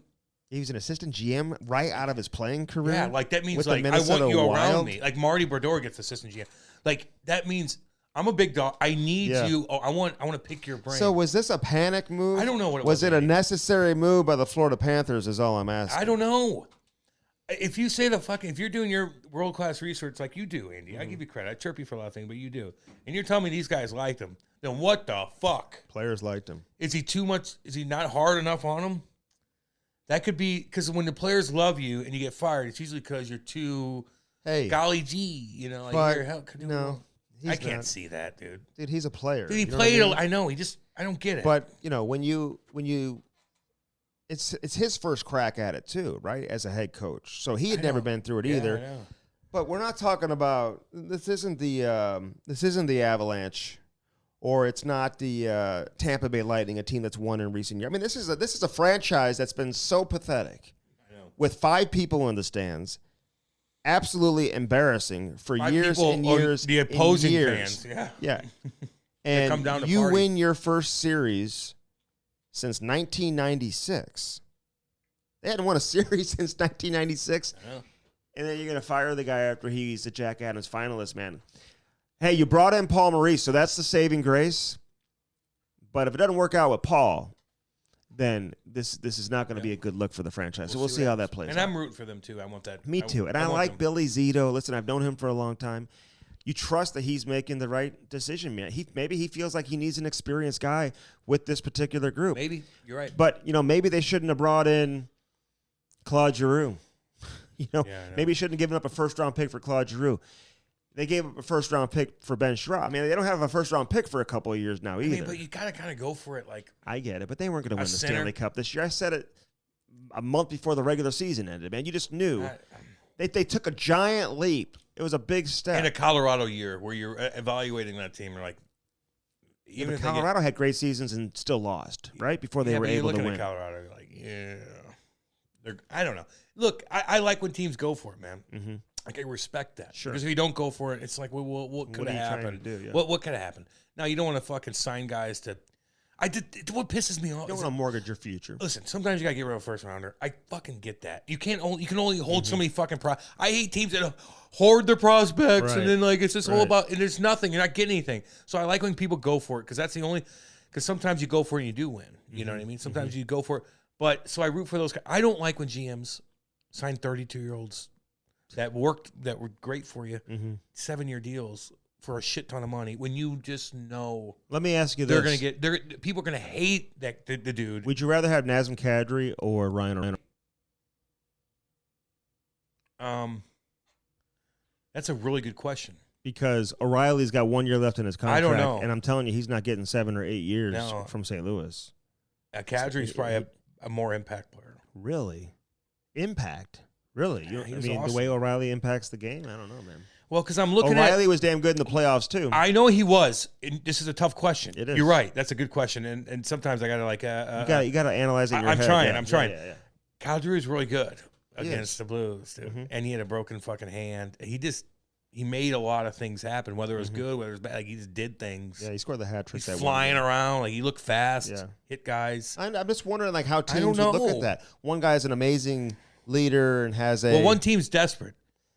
Oh, yeah. One team's desperate, and the Blues aren't. Nobody else in the league was given I know. That's why he's Kadri sitting around. I forgot about the motherfucker. 7 years. I forgot about him. That's why he's signing in late August.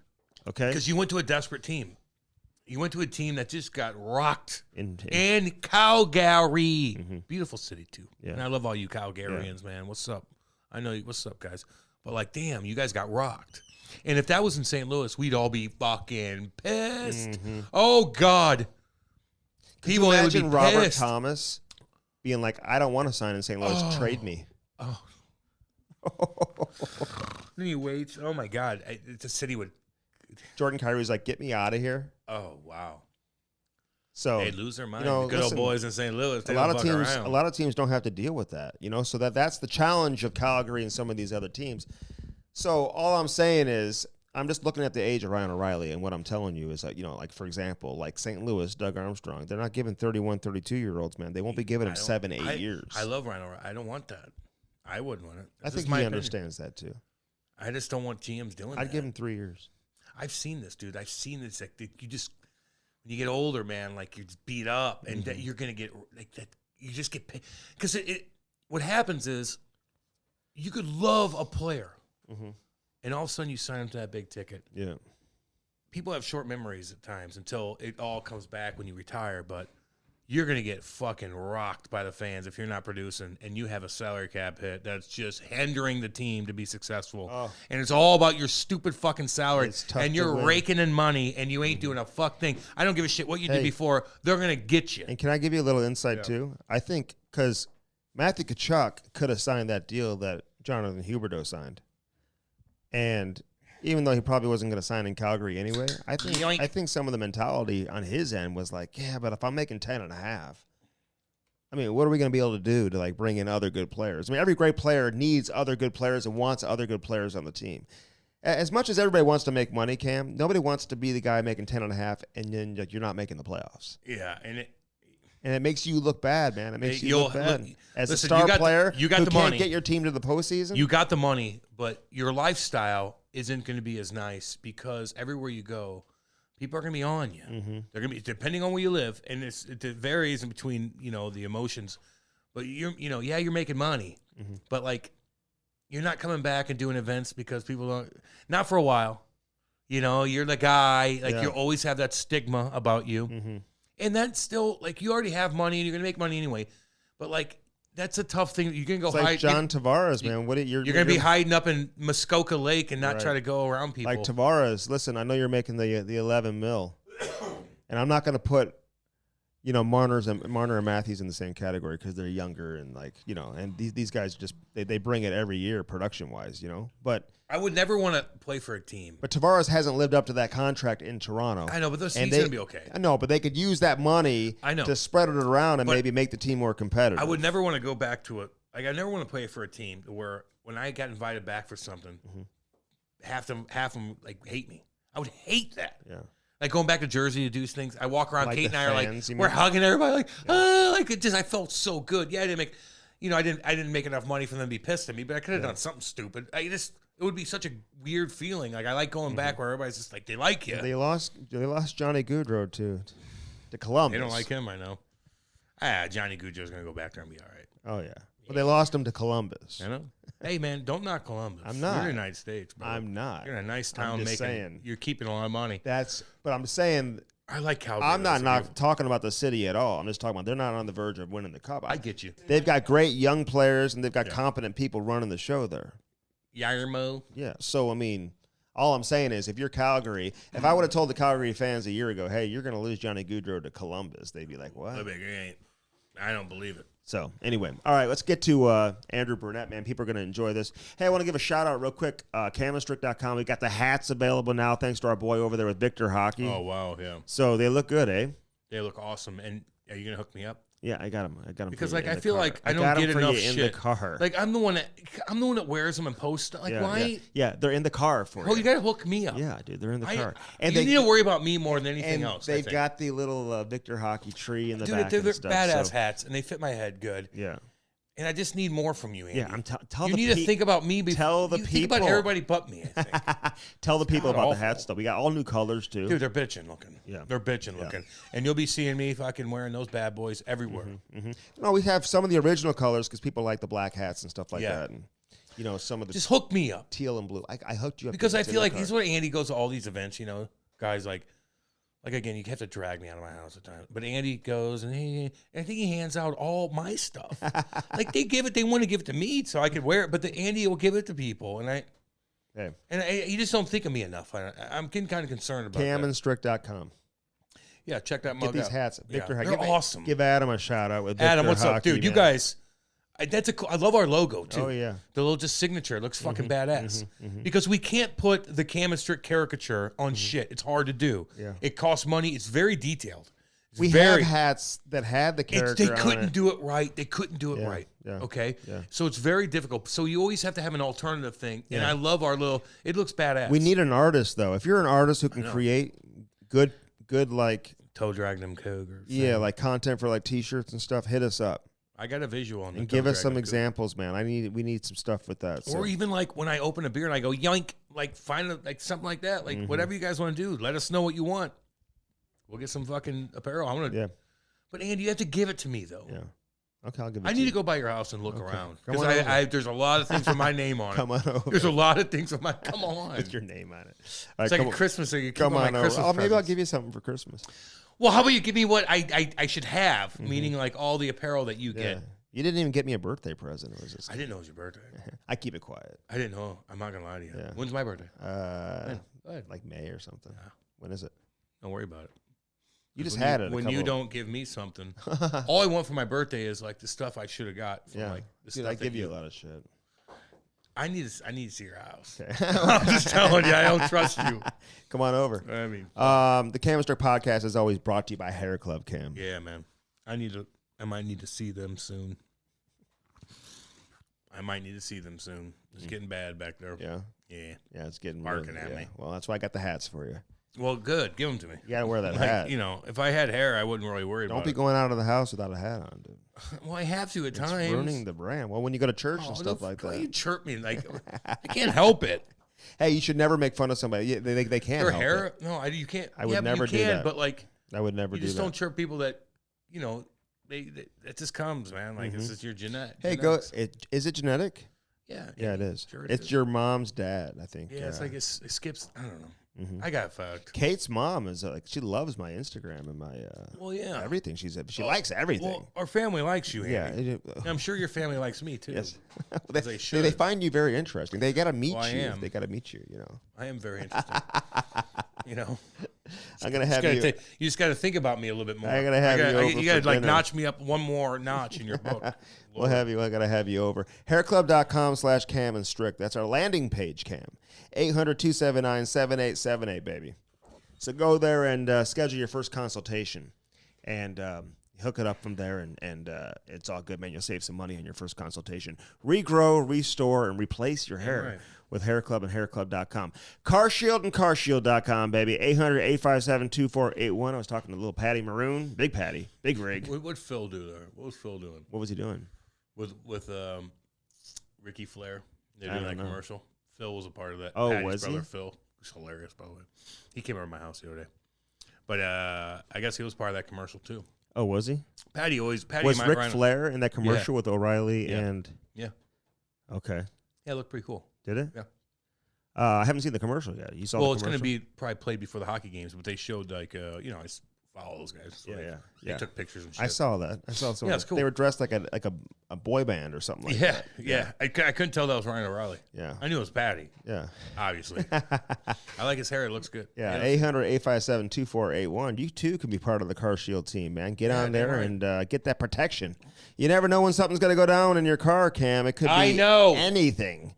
It could be a starter, could be an alternator, could be your computer. I mean, and I'll tell you something right now, those computer processing chips, if that goes out, you're waiting months and months to get that back. Yeah, we are missing a number of those. You know, I heard, Cam, that within 10 years, every car is going to be electric.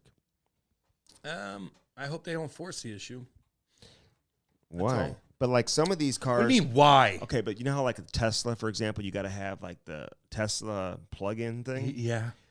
So they're making a lot of hybrids now where they just go in normal outlets. I like the hybrid ones are cool. Yeah, they just go in like normal outlets. So you don't have to have a big in 10 years, machine. you might be right. Yeah. I just don't, again, I just don't want to, we have an abundance of natural resources. We got to use them so we're not relying on anybody else. And we just have to do it the right way so we don't put ourselves in a jam. I think I'm right about that, actually. 10 years. 10 years might be right. Okay. I agree with that. All right, carshield.com. Use that promo code CAM. I know it's embarrassing, but I'm just telling you that so you save some money. CarShield and carshield.com. Cam, the phone number? Man, don't do that to me. What's the phone number? I don't know. 800-857. No. 800-857-2481. CarShield, baby. Waggle golf. Get your waggle on. I'm a golf and sound bad. Cam's posting pictures of him wearing the waggle, but he's like I'm a golf and sound he's in the bad. passenger seat, and you can't even see it. No, I'm driving. Which one did you wear? I don't. Well, you think somebody else? Kate was driving you she in the car. No, it was backwards because of the thing. Oh, really? Yeah, Andy. Which is so I'm in control. I drive the golf course in my home rink. Cam goes to the course and goes to the putting green. Doesn't even golf. Yeah, just goes to the putting green. No, she just filmed because it's beautiful there. Andy, you're going to the putting green. You're trying to be like going to the driving range. Like that was right before we teed off, you dummy. Actually, golf. Yeah, I don't want to show that. Bend your knees. You worry about your athleticism. Your hip turn is. You worry about your athleticism or lack thereof. So get your waggle on .com. That's the website. Get your waggle on. Put your beef jerky down. Man, I should have took a bite of this fucking thing.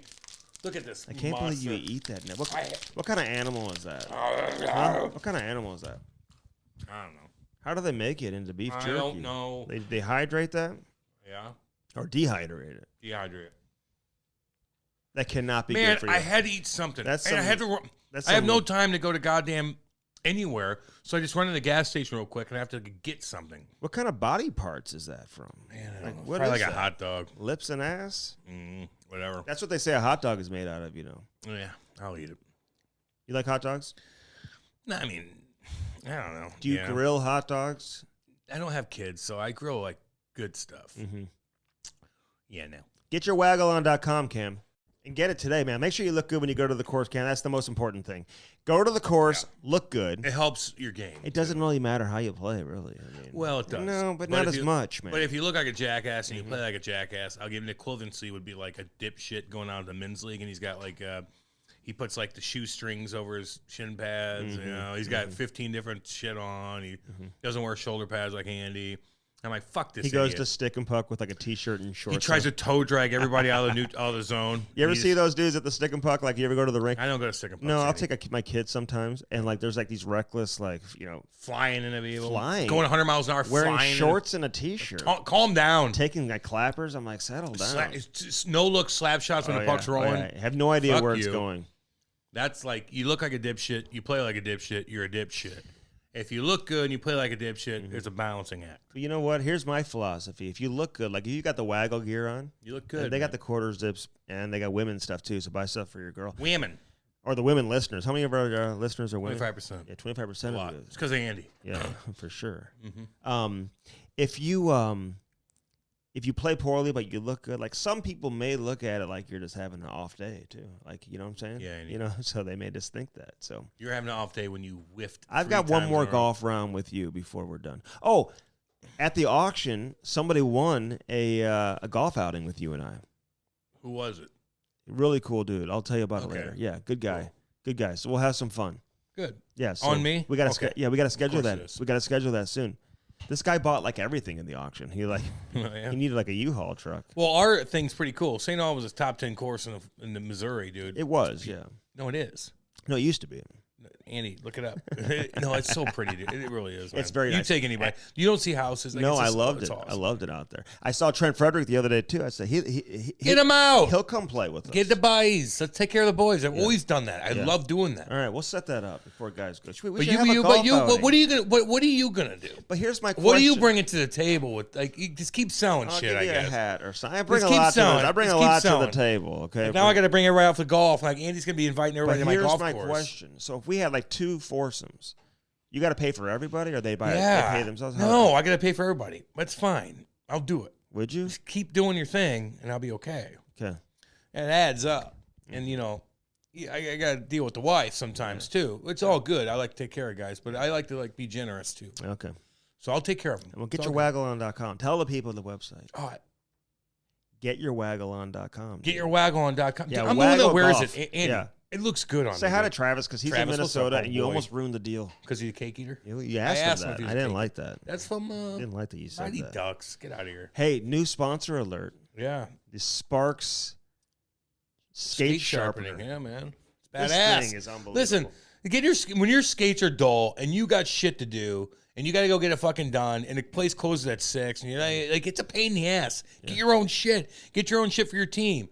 Like it's worth it. Mm-hmm. It just sharpens your damn skates and now you're good to go. You can't play hockey with dull skates. No. You'll hurt yourself, actually. Yeah, but now it's the convenience of your own home. I know. It's like, just do it real quick before you can leave. You don't have time to go to the pro shop. You can't get to the rink early. It's going to be closed when you get there. You do it yourself. I know. And the cost of it is like the cost of like 2 hockey sticks nowadays. Yeah. You know what I'm saying? Exactly. If you've got kids that are playing or if you're like a men's league guy, and it is well worth it. Nothing worse than having unsharpened skates. Man. So it's so easy to put together. One push of the button. I had my kids' skate sharpened. I did my skates, too, before the charity game that I scored a goal in, Cam. Andy's skates. And I felt good, man.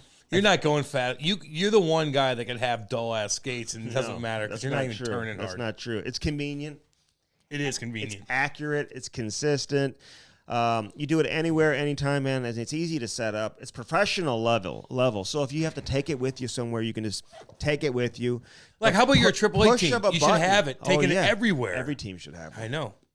Well, I think that should be in the rules to where if you're hosting an event, you better have a couple of these goddamn things. Because here's the deal, Cam. You ever go to like a pro shop? The old school skate sharpener, and the kid working there is like 17, 16. He's all stressed out because he's got so many skates backed up. He's way behind. He's looking at the clock, waiting to see when you think he's got your skates' best interest in mind? He's cross-grinding them, and you're like, ooh, easy there, homie. Yeah. Like, why is it a half inch shorter now? Dude, it's fully in stock, too, so they ship the same day that you order. You got to use that promo code, though. You're going to save some money. Yeah, the discount that we're offering right now is a bigger discount, Cam, than what they offer on like Black Friday or Cyber Monday. Nice. Yeah, so we got a big time discount. Use that promo code Cam and Strick. So make sure you spell out the A-N-D. It's all one word, Cam and Strick, for your big time Cam and Strick discount off of the Sparks Sharpener.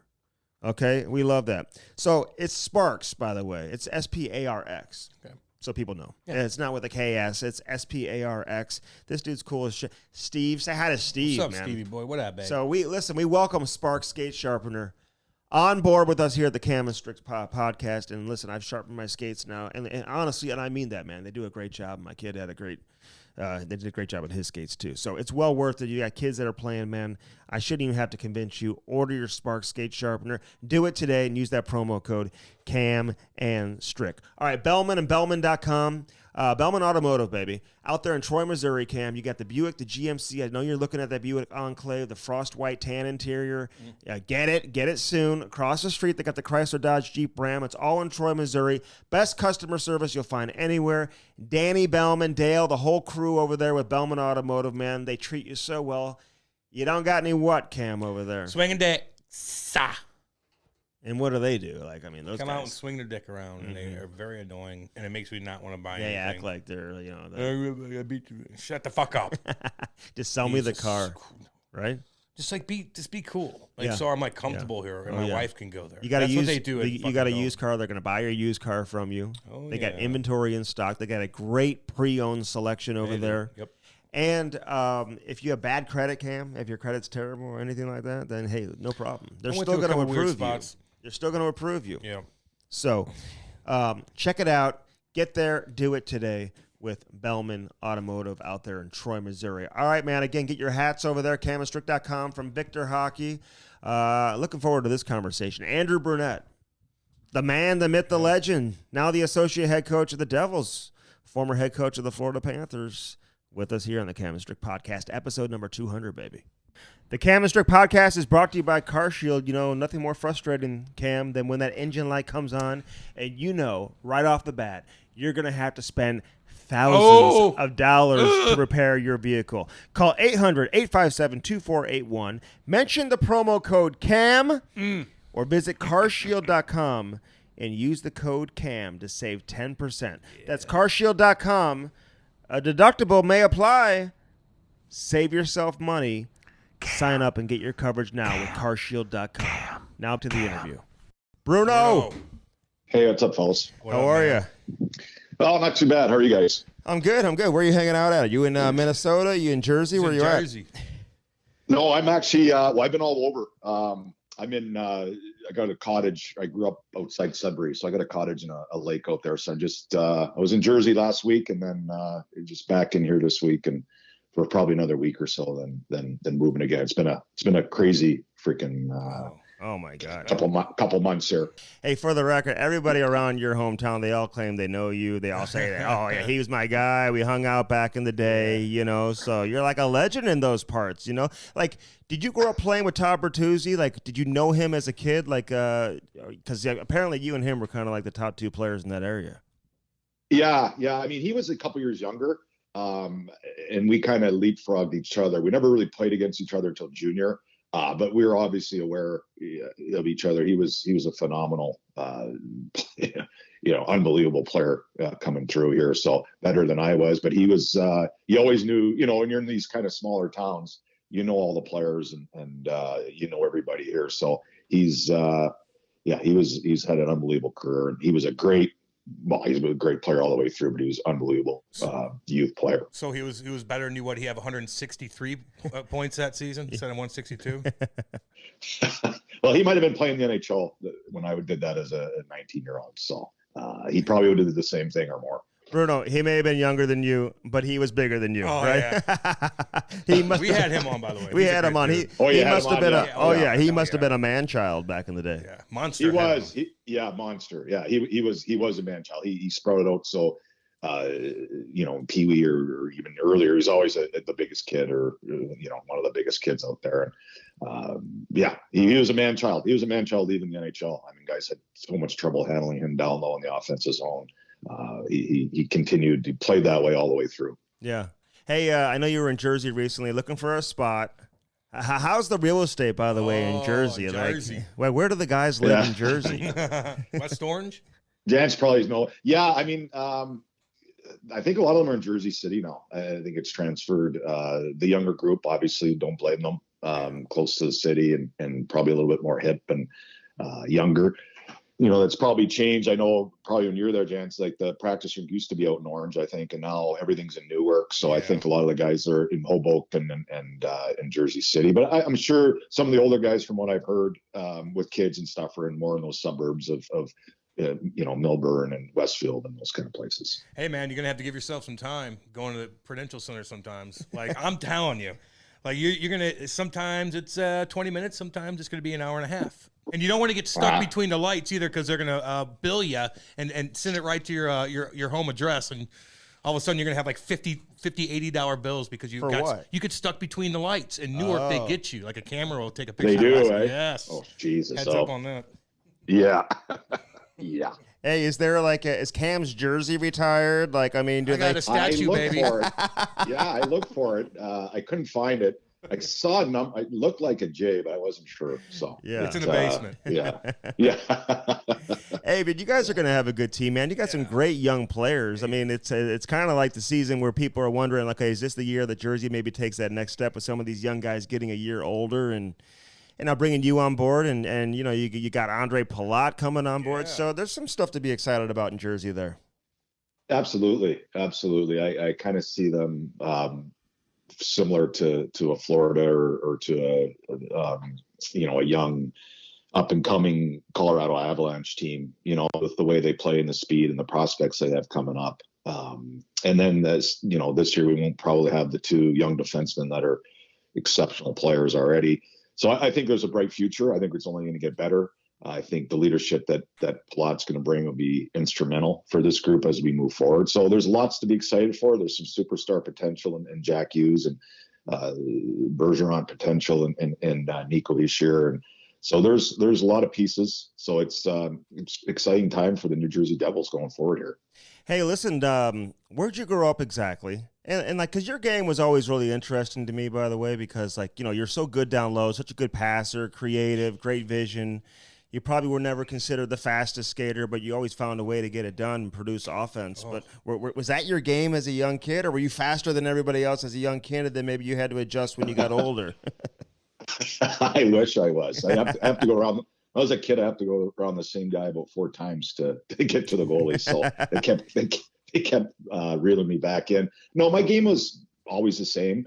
You know, obviously when the competition got higher and higher, my foot speed and my skating hindered me a little bit more than when I was a younger kid.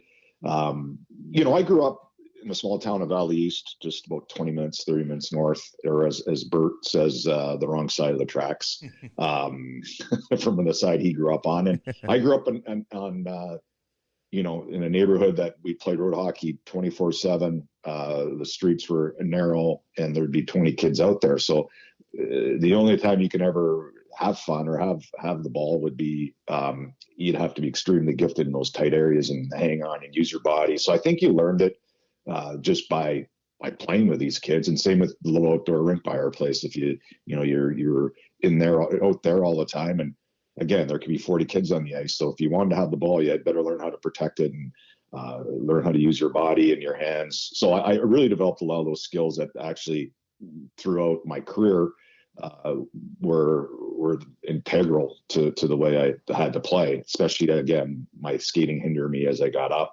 I was never the fastest, but when I got into certain areas from the hash marks down or anywhere along the boards, that was kind of my gift. And it really developed through those outdoor rinks, those tennis ball, you know, in the streets of Northern Ontario, there's cracks and potholes. So anything could happen. So that's kind of the eye hand and the stick skills were definitely developed through there. And that's totally different than what we're seeing in today's game. I never had a skills coach, and obviously never had a skating coach, or I didn't listen to him. But it's a little bit different than you dominated, dude. I mean, I'm looking at your numbers like, God almighty, you dominated the O. Like when did it start coming? You know, like you're saying you're playing road hockey with all these kids, but then you look at your junior numbers and you got 100. It's ridiculous. So when did you really start knowing that I got something going here? Yeah, I mean, I don't think you ever really know. You know, I think at least in my mindset was kind of just I always wanted to be the best player on the ice, and you didn't really think too far past playing that next game, and never really took myself too seriously that I thought I was ever that good. I was just trying to, again, be the best player on the ice and having the puck. I thought the game's much more fun when you have it. So when I had it, I tried to keep it and make plays, and that's what brought me happiness. And it wasn't overly that complicated for me. And, you know, I think with my poor skating, you had to prove yourself at every level, you know, from Pee Wee Batum, you're always knocked on your skating. So you never really thought you're really that good or going to go that far. And you just kept plugging away. So when you go play junior hockey, they don't think your first year you sit on the bench the first half of the year and get an opportunity and you score, and then you get more opportunity, and then you produce more, and then you have a big year in your last year junior, you go to play in the American League and say, can't skate, So you have to be your perseverance to wait for your opportunity was vital in my mindset. And when you had the opportunity, you better make sure you're ready to take advantage of it. So I never looked at it very far past the hand in front of my face, to be honest with you. And you just try to be the best player every time you get on the ice and do your thing. Listen, man, we've had Hall of Famers on. We've also had a lot of guys who had great careers. Some were Hall of Famers who were drafted, like back in the day when there were like 9 rounds. Yeah. Some guys undrafted, and we just like don't understand how like the scouts can miss out on this guy. And like you're a 7th round pick, but it's not like you put up 163 points or whatever, 162 points after your draft year. I mean, it was like you were drafted in the 7th round after you put up 162. So like, were you expected to get drafted? And really, was that the knock? Was it like you're skating, but you're still putting up 160? Like you led the league in scoring, didn't you? I did. Yeah, I did. Yeah, I think I led the country. I think. Yeah, I don't. Hey, who's the scout? You got to give that scout a shout out. Who's responsible for selecting you? Oh yeah, we'll pick him now. I guess exactly. Oh, yeah, yeah. It was an interesting time because I think obviously the drafts were a little bit different. And I went to Montreal as an 18-year-old. I think I had 100 points or 50 goals, anyways. As really my draft year at the time, and I had to go in the first 3 rounds. And I talked to a few teams. I didn't think I was going to get drafted that high, anyways.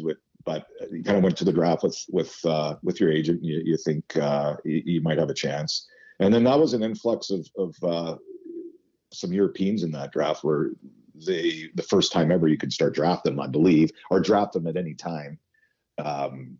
So you kind of go through that crack hole, and the next year, I think the same knocks are, and then you have that monster year, and you think you put yourself in an unbelievable position to get drafted. But again, they were drafting kids from, like I said, the draft opened it up, and I think that changed a lot of the game, at least for a 19-year-old at the time. You saw yourself slip a little further. Some teams said they'd take you a little earlier. They didn't. And then you end up where you're at. And it was very disheartening. But again, that's where the grit and perseverance kicks in. And it's happened to me my whole career. So I think at that point in my life, I was like, this is the same that's happened to me since I was a peewee or, Batham, where you might get cut. So I didn't dwell on it. And I just, again, worked to get my best opportunity. Yeah, but even after that, so you kind of go in the 7th round, you're probably like, oh, how many more points do I need to put up? But then you played, like I'm looking at your career, I'm like, God, you played a ton of games, and you still grinded in the minors for a couple years to figure it out. I mean, God almighty, you had to go through a lot of ups and downs, but you still didn't like play as an 18-year-old. You played in the minors too. Yeah, well, yeah, and the minors was, a vital part of gave me. I had wonderful coaches in Barry Trotz and Paul Gardner down there, and I wasn't ready to play pro hockey, and without them I never would have played, because I think the way they developed me, the way they treated me as a person, the way that they pushed me, the way they made me better every day. That was the reason I'm playing the NHL, because I was always a type of kid that probably didn't know any better.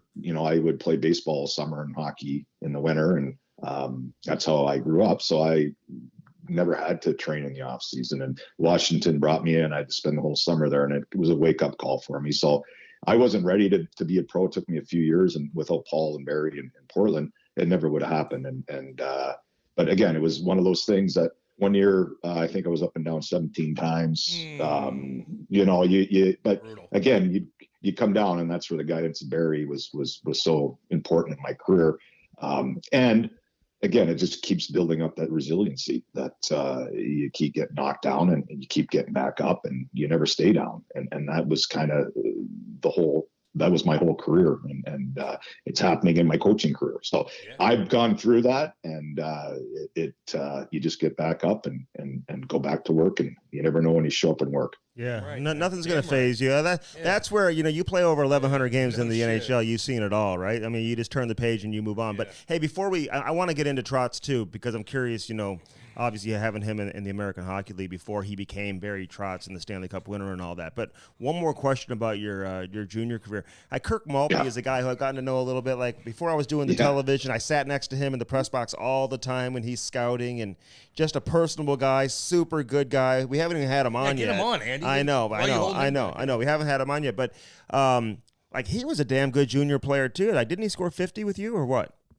He did, yeah. He was a really good junior player. Yeah, we played in the same line. I guess for a year, basically a year when he scored 50. We both scored 50 made a pretty good little line there. But yeah, he was a really good two-way. You know, he was a skilled guy. That's where I give guys like him so much credit because, you know, they 50 goal scorer, did everything in junior hockey, was an offensive guy. And then he goes to the American League, puts up some pretty good numbers, and then he plays in the NHL and he kind of transforms himself into, you know, being one of the elite checkers in the league. Disturber. Yeah. And he like that in juniors? Yeah. We used to I used to wear my jersey backwards, right? So I'll put my numbers in my front because when I was going against him, you know, we'd always tease him, hit everybody from behind. So I would switch the jerseys around. Do you guys have Do you guys have any heavies on that team? No, not really. We had a kid named Sean Kruger, and he was probably our heavy, but we weren't built. Unfortunately, at the time, we got our butts kicked when we went into a lot of arenas like the Sioux when they had some of those teams. Niagara Falls, you know, and they had Paul Louse and Andy Bizzo, and they'd run us out of the buildings, and that was and then that time in the game, in time of hockey, that was really common, and you get Bill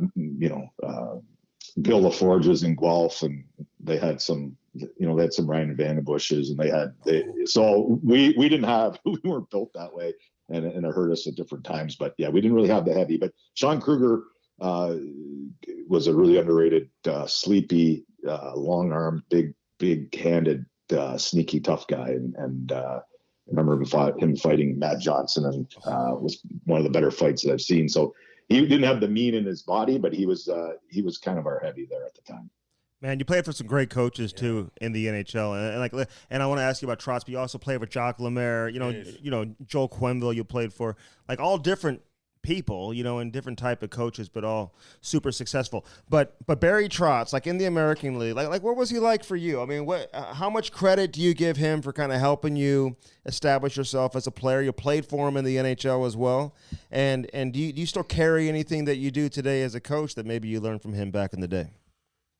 Yeah, absolutely. Yeah. I mean, I said a little bit earlier in the podcast about how much he meant to my career. And, you know, when I had Barry at that point, I think he was his second year head coaching. And he was a little bit of a firecracker, kind of intense. And he was kind of the hard ass.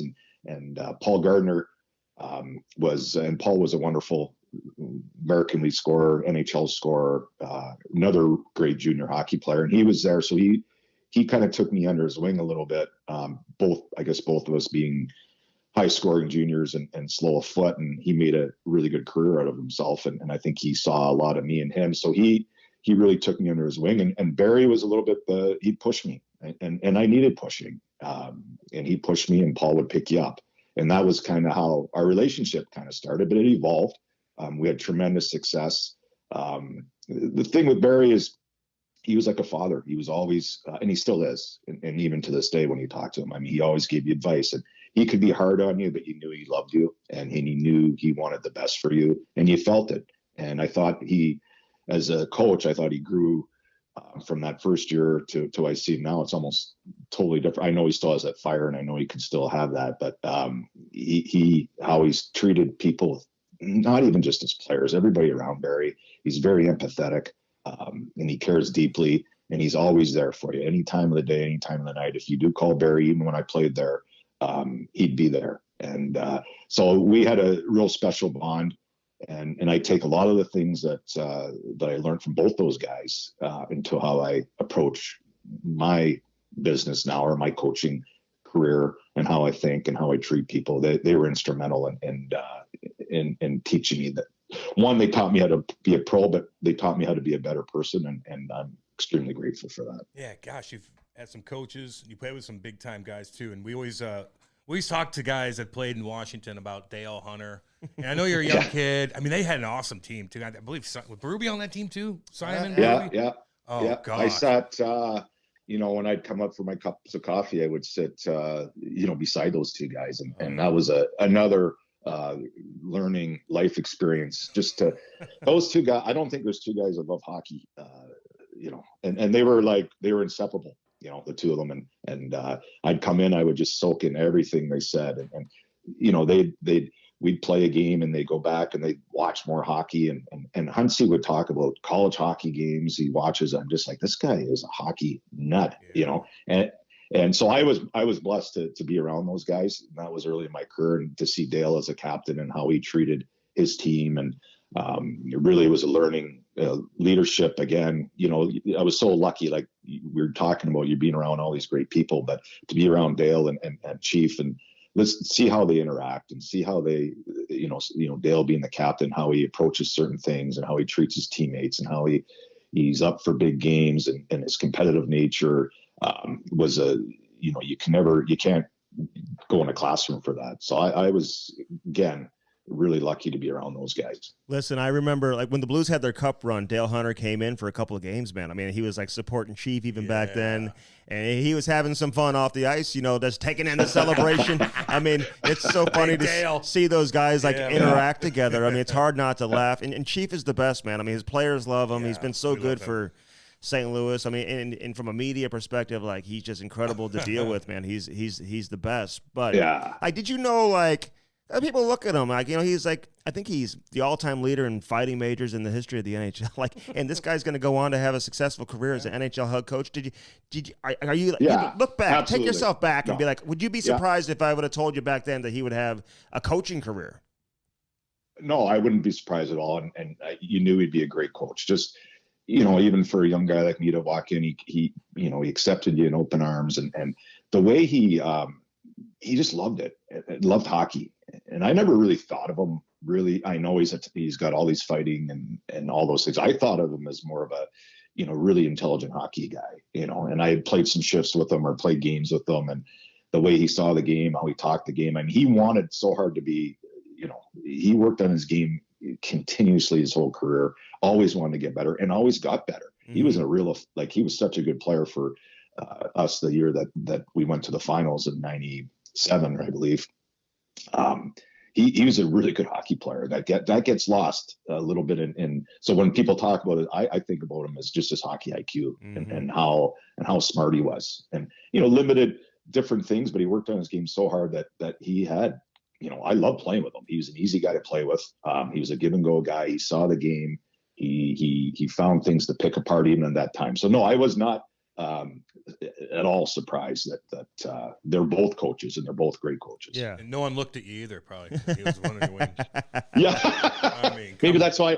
Yeah, maybe that's why I had a little more room. Yeah, a little bit more room. Hey, and listen, I've talked to Jim Montgomery and Steve Otten. These guys, I'm like, what makes him so good? They always talk about just his ability to manage people and manage the bench. Like, it's what separates him from a lot of other coaches is that area of coaching that he excels at. Hey, but I got to ask you, because you were so good around the net and you're such a good passer from that area of the ice. But like Adam Oates, man, did you? And we've had him on too, man. And he's awesome. You talk about a guy who loves to talk hockey too. Like he'll talk hockey, and he's got that next level hockey intelligence. But was he good to you? Like coming in as a young kid, like what'd you learn from him? Well, I think I've said this to him. I think at that point in my career, I was able. It was at the time where I said, I could play in the NHL, because I got an opportunity to play with him for, a couple months, and the way he played the game, and it was, to me, it was like saying, okay, he sees the game very similar to I see the game. I feel we have chemistry.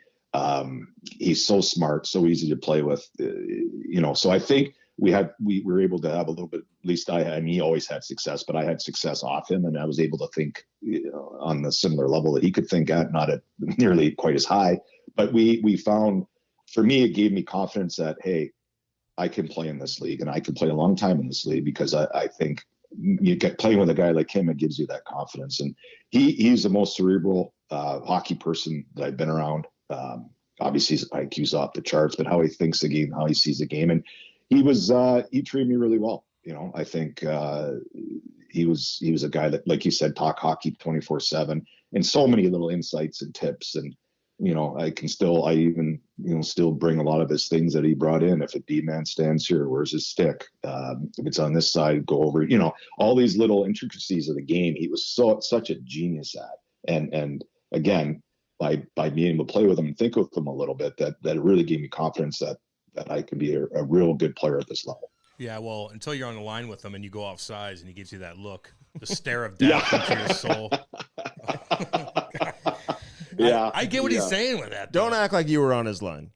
Well, I wasn't. He did coach us, and he'd always bullshit me about my stick and all that stuff. I learned a lot from him. Oh yeah, for sure. I learned a lot from him, though, man. I really did. He was great to me. But hey, you going down to Nashville? Like, Nashville's such a cool city, and you're there. The first season. Like, tell us about that. Like, how were the fans? Like, where'd you live? Like, did you have a good time?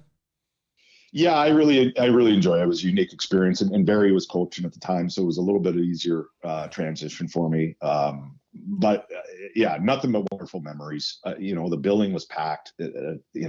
We actually scored the first goal there, so that's something that I'll always treasure and think about when I'm think about Nashville. But it was a cool experience. You had the country guys, people coming around. Garth Brooks was around all the time. The vibe in the city was outstanding. Kind of.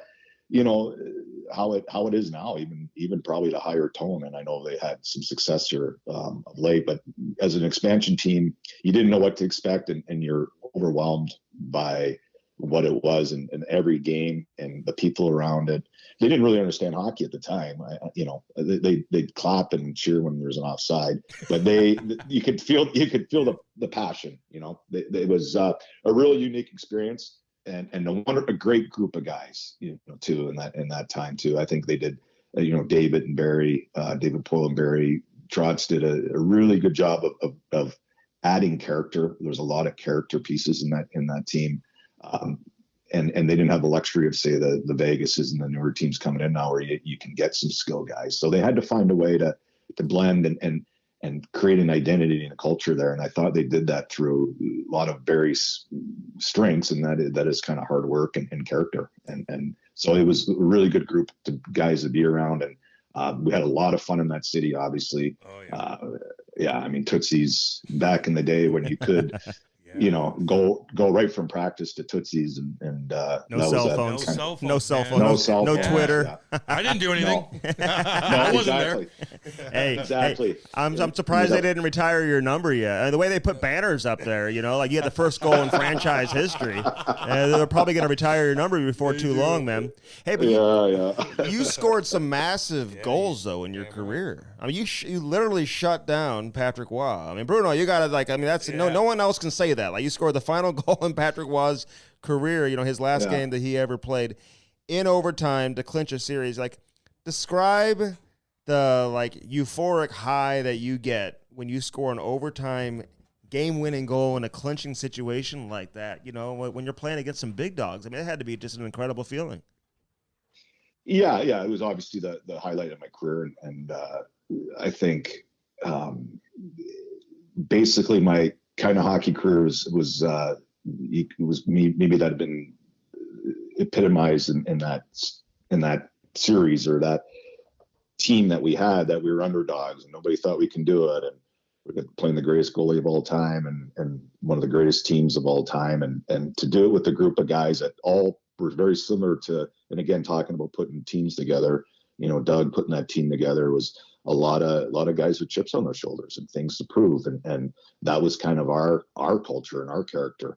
And to do it with that group at that time, again, is a lot like a lot of my career that you had to go prove people wrong again. And so you did it again, and you did it the biggest stage, or, it wasn't the Stanley Cup finals, but against the best team in the league, and on the road in a hostile environment, to take them to 7 and then score that goal that knocked Patrick I would say not into retirement. My theory is he saw who scored on him. He's like, it's time to go. It's time to go. Hey, just in case Marty's listening, like make sure you say Marty's the greatest goalie of all time. Yes, yeah, that's right. Because you're a devil. He will now. get offended.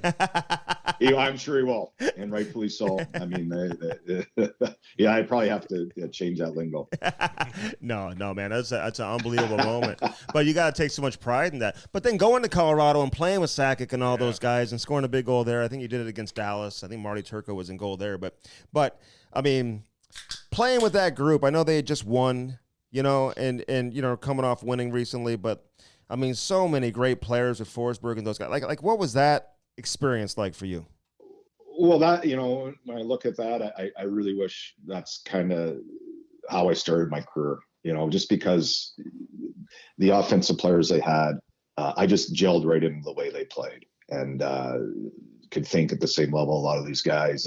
And they had so many in that stretch of time in the 2000s, late 90s, that so many good young players. And, you think of guys like Verbata and all these guys that were there young, they had to move those pieces, but they're a heck of hockey players. And to be able to play with Joe and Peter and Milan Hajduk was such a really good player, and Tangs, and I mean, the list goes on. Paulie Stastny was a young player coming up, to play in that way and then just fit my style of hockey, right? You're in playing for Minnesota, and it's more of a defensive, it's a transition type team, and you go to Colorado and it's an offensive puck possession, give and go type team group, and I just fit all my skill sets. So I never had more fun playing hockey than I did in those 3 or 4 years with those guys. And to play with Joe Sakic is, obviously talk about highlights, but just being around Joe as a person every day and to be a teammate of his and how he conducts himself and how he sees things and how he treats people was a really life experience for me. And I was very, again, I keep saying this, how grateful I am to play this game and to meet the people I have and to be around some of these guys. It was a great experience. It's only, helped me grow as a person and as a hockey guy, being around these guys. How did you play, 509 consecutive games? Like, how does that happen? Like, do you ever think when you're going through that stretch where like, man, I'm going to take one off the toe, I'm going to take one off the finger, or whatever the case? Did you play through some hardcore? You played through like a torn ACL, didn't you, or something crazy? How does that happen? It's just the love of the game. I think early in my career, trying to make it in Washington, I sat out a lot of games, and it just killed me to sit out. And I think maybe you take a little bit of that Wally Pip approach. You don't, when you're in the lineup, you want to stay in the lineup. You don't want to give them any reason to take you out. And I hated sitting, and we all have, Jen, sitting out's the worst thing. And I just wanted to play, and I was just going to play. I loved it so much, and I didn't want to, I never wanted to take a night off. And, I ended up having to take a game off when I had my ACL, and then I went back at it. But I would have kept playing through it if I could have. But as long as you're not hurting the team, I never felt I did. And when I did pull myself a little bit in the ACL, I was kind of hurting the team in that little stretch of 2 games there. So, I think the approach was just, I want to play. I just love playing. Well, what about isn't it luck too? I mean, because look, you could do all the right things. You could stretch and be flexible, do all that, but like you might take one off the toe and break your toe and you can't play. Like, don't you look back on it like, man, I got lucky. Got lucky that for sure, right? For sure. I think I never stretched. Maybe that's why I didn't pull anything. Oh, really? You weren't a stretch guy? You didn't do that? No, I was a cup of coffee, put your gear on. Oh, good for you. I didn't stretch either. Just so you know. Andy. We know. But you play through things, like you played through a broken toe and finger, and I think I had 5 shoulder surgeries. You had your ACL, so you're playing through things. But you're extremely lucky you didn't have the catastrophic. You break your arm or your wrist or your foot, fall into the boards. Yeah, exactly. Yeah. But what about so as a coach though?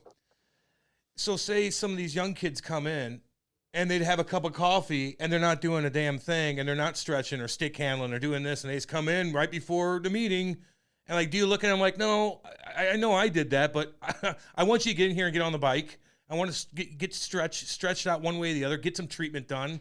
Are you like that as a coach, though? No. Okay. I mean, I think each is his own individual. I think what they do on the ice will dictate everything else. If they perform, it's their routine, how they want to do it. It's a totally different game today, so I don't think you see any of the old school, guys that just kind of, show up to the rink and throw their shit on and get out and play. There's so much more that goes into it, into their bodies and how they treat it and the people around them. So, but I wouldn't judge. I don't judge. I think your play, what happens on the ice will reflect where you're at. And if it's hurting, you better figure out a way to get it better. Yeah. Hey, listen, Joel Quenneville, I mean, and I still keep in touch with him to this day. People have their own opinions and whatever, about what happened and how that whole situation went down. But as a coach, though, like, how much influence has he had on you? How good of a coach is this guy? He's a great coach. Probably the best of all time. He's just he's Joel, and that's what you take out of him. He brings that intensity, and it's his personality is what and there's honesty. He doesn't try to fool you. He is who he is, and he's a player's coach, but he's a motivator, and all the lines. He's a great knack of knowing who's going. An unbelievable knack of hockey sense. I think one of his greatest gifts is he sees things right away, and he sees things in players right away. And, so I having him for, I think I had him 3 years, 4 years, 5 years, maybe now. Yeah, I forgot about Chicago. And then being able to be beside him on the bench for those years, again, the growth experience that I had, just absorbing, how he does things and how he treats people and how he goes about his business was, so important. And kind of being, going through this tough year, being a mentor for me and somebody you can always lean on. Yeah, for sure. Like, because listen, I'll give you a lot of credit for keeping that thing afloat too. I mean, because things could have gone off the rails. I know you had a great team, a lot of good players, and you were 7-0 when he resigned. But can you give us a little insight though in terms of what you told the team? Like, once he was forced to resign and he wasn't going to be there, like what do you tell the team in that situation? I just kind of played off of him and just be yourself. And I didn't really, tell the team a whole lot. And, I said, let's go. I mean, you'll make your adjustments and you do your things, but I just wanted to be myself and I didn't want to change. I didn't want to be anything different than how I was. And players see through it when you're not. So I didn't pretend to be Joel. I just did who I was. And we just kept rolling. And again, like you said, we had a great team. I thought the team grew again. I think when Joel came in, he's changed the culture, and we just grabbed the ball and kept running with it. And the group that he molded into were very competitive. And then we grew as a team that really loved each other, loved being around each other, had so much fun together. And obviously winning is a big part of that, but I think also the selflessness that they displayed night in and night out. So they're a wonderful group to be around. But yeah, I didn't say anything. I just took the cue off Joel and was just myself. Okay, so how do you prepare yourself to all of a sudden take over, though? Like, I mean, I know you played a long time. You've been around hockey your entire life, but is it that simple? Just say, hey, you just continue doing what you're doing. And, like, were you mentally prepared for it? Like, did you guys have an idea that this is the way it was going to go down? The league was going to basically say, hey, you can't coach anymore. No idea. And you don't really prepare for that moment. But I think I kind of got out of management. I was in Minnesota for a long time. I coached for 3, and I was upper management for, assistant general manager, player personnel for 4. And then I was kind of missing a little bit of the grind. And there was an opportunity, when Joel went in, and I said, I'm going to get coaching. I was lucky enough again that Joel reached out and asked me to join his staff. But I just said, I'm going to go absorb as much as I can off Joel and just see if to give it one more kick. And, I had some coaching, obviously loved it, part in my blood. And I thought, let's just see if this is really for me. And I'm going to go learn from the best. And, so I started kind of grooming myself mentally, not to take over for Joel whatsoever, or not even to be in that position, but to somewhere down the road. And I signed a 4-year deal in Florida. So I think I was feeling at the end of last year, okay, I think I really enjoy this and I think I could be good at it. I did a lot of work last summer, preparing, not even to take over for Joel, but how do I get to the next step? Did a lot of reading, did a lot of soul searching a little bit. So I was kind of preparing myself, but I was thinking I would, we'd have success and I'd interview somewhere else, get an opportunity somewhere else. So I had no idea that would be, and did not want it. And it really tore at your heartstrings. I felt awful for the first, all year really, but especially for the first part. You feel guilty taking over, and it was Joel's job, and I really had a hard time with that for the stretch. But you were, I guess, I'm babbling on here, but I guess I was preparing myself to at one time, when the time presents itself, I was going to be ready to try to be a head coach, because I think I learned enough. I felt I was ready. And I just was looking for an opportunity, and I thought it'd be elsewhere. Okay, so what's the players' mindset, though? Like, were they angry? Were they pissed off? I mean, you got all this great thing going, like, cup contender, all this type of stuff, star power. Like, how'd they react to it? Or as a player, do you just move forward and play? I think you move forward and play. I think they were stunned, and they weren't sure what was going on. You could kind of feel it, a little bit of the uneasiness. But that went away pretty quick with them, I thought, or at least I felt. And I obviously don't bring that up to them, but I think they like you said, the players play, they get over it and they move on. And I felt, obviously they love Joel, but they just got to go play. And we didn't change a whole lot. We just kind of kept his business as usual, and they kind of fell in line. Yeah, people forget you were an assistant GM in Minnesota, man. Explain that, like being in the front office versus being on the bench. Like what's the better fit for you? Could you ever see yourself going back down that road? And was your mindset when you're an assistant GM, like, hey, listen, I'm going to manage a team one day. I'm going to run my own team. Like, was it tough to leave that situation to go back and be an assistant coach? Because now you're on the path towards becoming a head coach versus being a GM. Like, what's the cushier situation? What do you like more? Yeah, I mean, I think the cushier situation is probably in the path to be a general manager. I loved it both, and I just thought I would have continued down that path. I just thought at that time, I was I 46, 47, and I thought, if I don't, because I kind of miss coaching, so I kind of got out during the lockout, kind of retired, and I was lucky. Chuck Fletcher in Minnesota offered me, so I was an advisor for a year, and the next year Yossi was there, Mike. Asked me, hey, would you? And I wanted to go open-minded when I retired. And I went in and I thought I wanted to see everything. So I kind of saw a little bit of the upstairs at the start, and I really enjoyed it. And then Yossi asked me to come and help him the next year. So I did 3 years with them, and I really enjoyed that. And then Yossi was let go, and Bruce came in. He wanted to bring his own guys in. So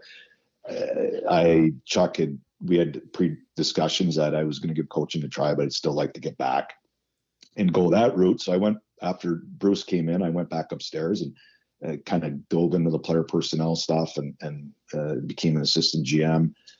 And I really liked the path I was going, but I thought I got at a certain point that I felt I had a need. I missed, because you're an assistant GM, you're kind of, at least in the player personnel side, a lot of it, even assistant GM, you're kind of on your own and you're watching games. And I mean, there's a lot of fun with it, but you kind of miss the camaraderie of, you have fun with your staff, but we're not day to day. And you miss the camaraderie and the teamwork of being in the trenches day to day. And I missed, when you're in management, you're upstairs and you're looking, you don't feel you have a touch on the team and the game, and you feel you're not really helping. At a certain time, you feel a little helpless. So I thought, you know what, I'm going to give it another try, and just see, because if not, I'll go back upstairs. I felt confident enough in my abilities to scout and to see things that I would get an opportunity somewhere else and transition back up. But I thought I had to give it a chance, just because I missed the trenches really, and I missed the boys, and I missed that vibe of competition that it gets in your veins. So I thought I got to give it another chance. And again, I really enjoyed it, and it brought some more passion to coaching than I've ever had. And I found something that you're kind of searching for, as we all know, when you retire, you're searching for that that juice that you had, that the game brought you, that and coaching brought that back out. So a little bit of soul searching for those 7 years when you're tired, or 10 years, wherever it was, when you're not sure what you're going to do. And I found something that I really, really enjoyed doing and I'm very, very passionate about. And that's coaching. Yeah, but what do you do as an assistant GM? Like, what's your day to day? Are you scouting a lot? Like, what are you doing? Yeah, you're scouting a lot. I was kind of, again, the player personnel side. So you're discussing trades and players, and then I would kind of, if we're talking about Dylan Strome or a certain player, I would go trail him, Elias Lindholm, spend a lot of time on him. And kind of watch them and my feel is to try to get as good of a feel as I can. And that's watching hockey live. So I would kind of go find those guys. I had a lot of fun. And then you dabble into the amateur stuff the second half of the year, which was a lot of fun. So go and watch a draft, being part of the draft list, seeing how they put it together, having some input in that. So I was pretty lucky with Chuck. He wanted me to do everything with him. So he'd sit in some contract discussions. And so you kind of, in the way they do business, I kind of rolled a lot of different places, but player personnel was kind of my niche. And that was even an assistant GM. So yeah, you're scouting a lot. You're building your team, which is a lot of fun to do too. So I loved it too. It just, coaching brought that juice back. Hey, let me ask you this. I look at all these teams. I mean, Detroit, they had to lose before they learned how to win. Even St. Louis, Washington, I mean, for years. Tampa Bay got swept by Columbus before they started winning. Like what happened with you guys against Tampa Bay? I mean, like what was the biggest difference in that series that led to you guys being swept and just looking like you weren't able to compete with that juggernaut like the Tampa Bay Lightning? Yeah, I mean, I think there's obviously a lot of different things go on, and you mentioned all those teams, and I think even the President's Trophy, and all of a sudden you put these on, and you're putting these expectations around you, and I'm not sure we could definitely have won, but we had to go through some things too, just like you just mentioned all those teams. How many years did Wash knock on the door? Yeah. Even Colorado, they came through this year, but they had some great teams that lost in the second round and got upset, but they kept at it. And I thought with this group, this would, we did not play very good in the first round, and I thought we put too much pressure on ourselves, and we kind of lost a little bit of our mojo. We weren't quite as loose, and part of what made us a great team all year was we were extremely loose, and we had flow in our game, and we lost a little bit of that flow. And we played, Tampa straight up. The margins of games were the tiniest. They were just better in those little margins, and they know how to win. And I think, if I was going through this again with the Florida group, is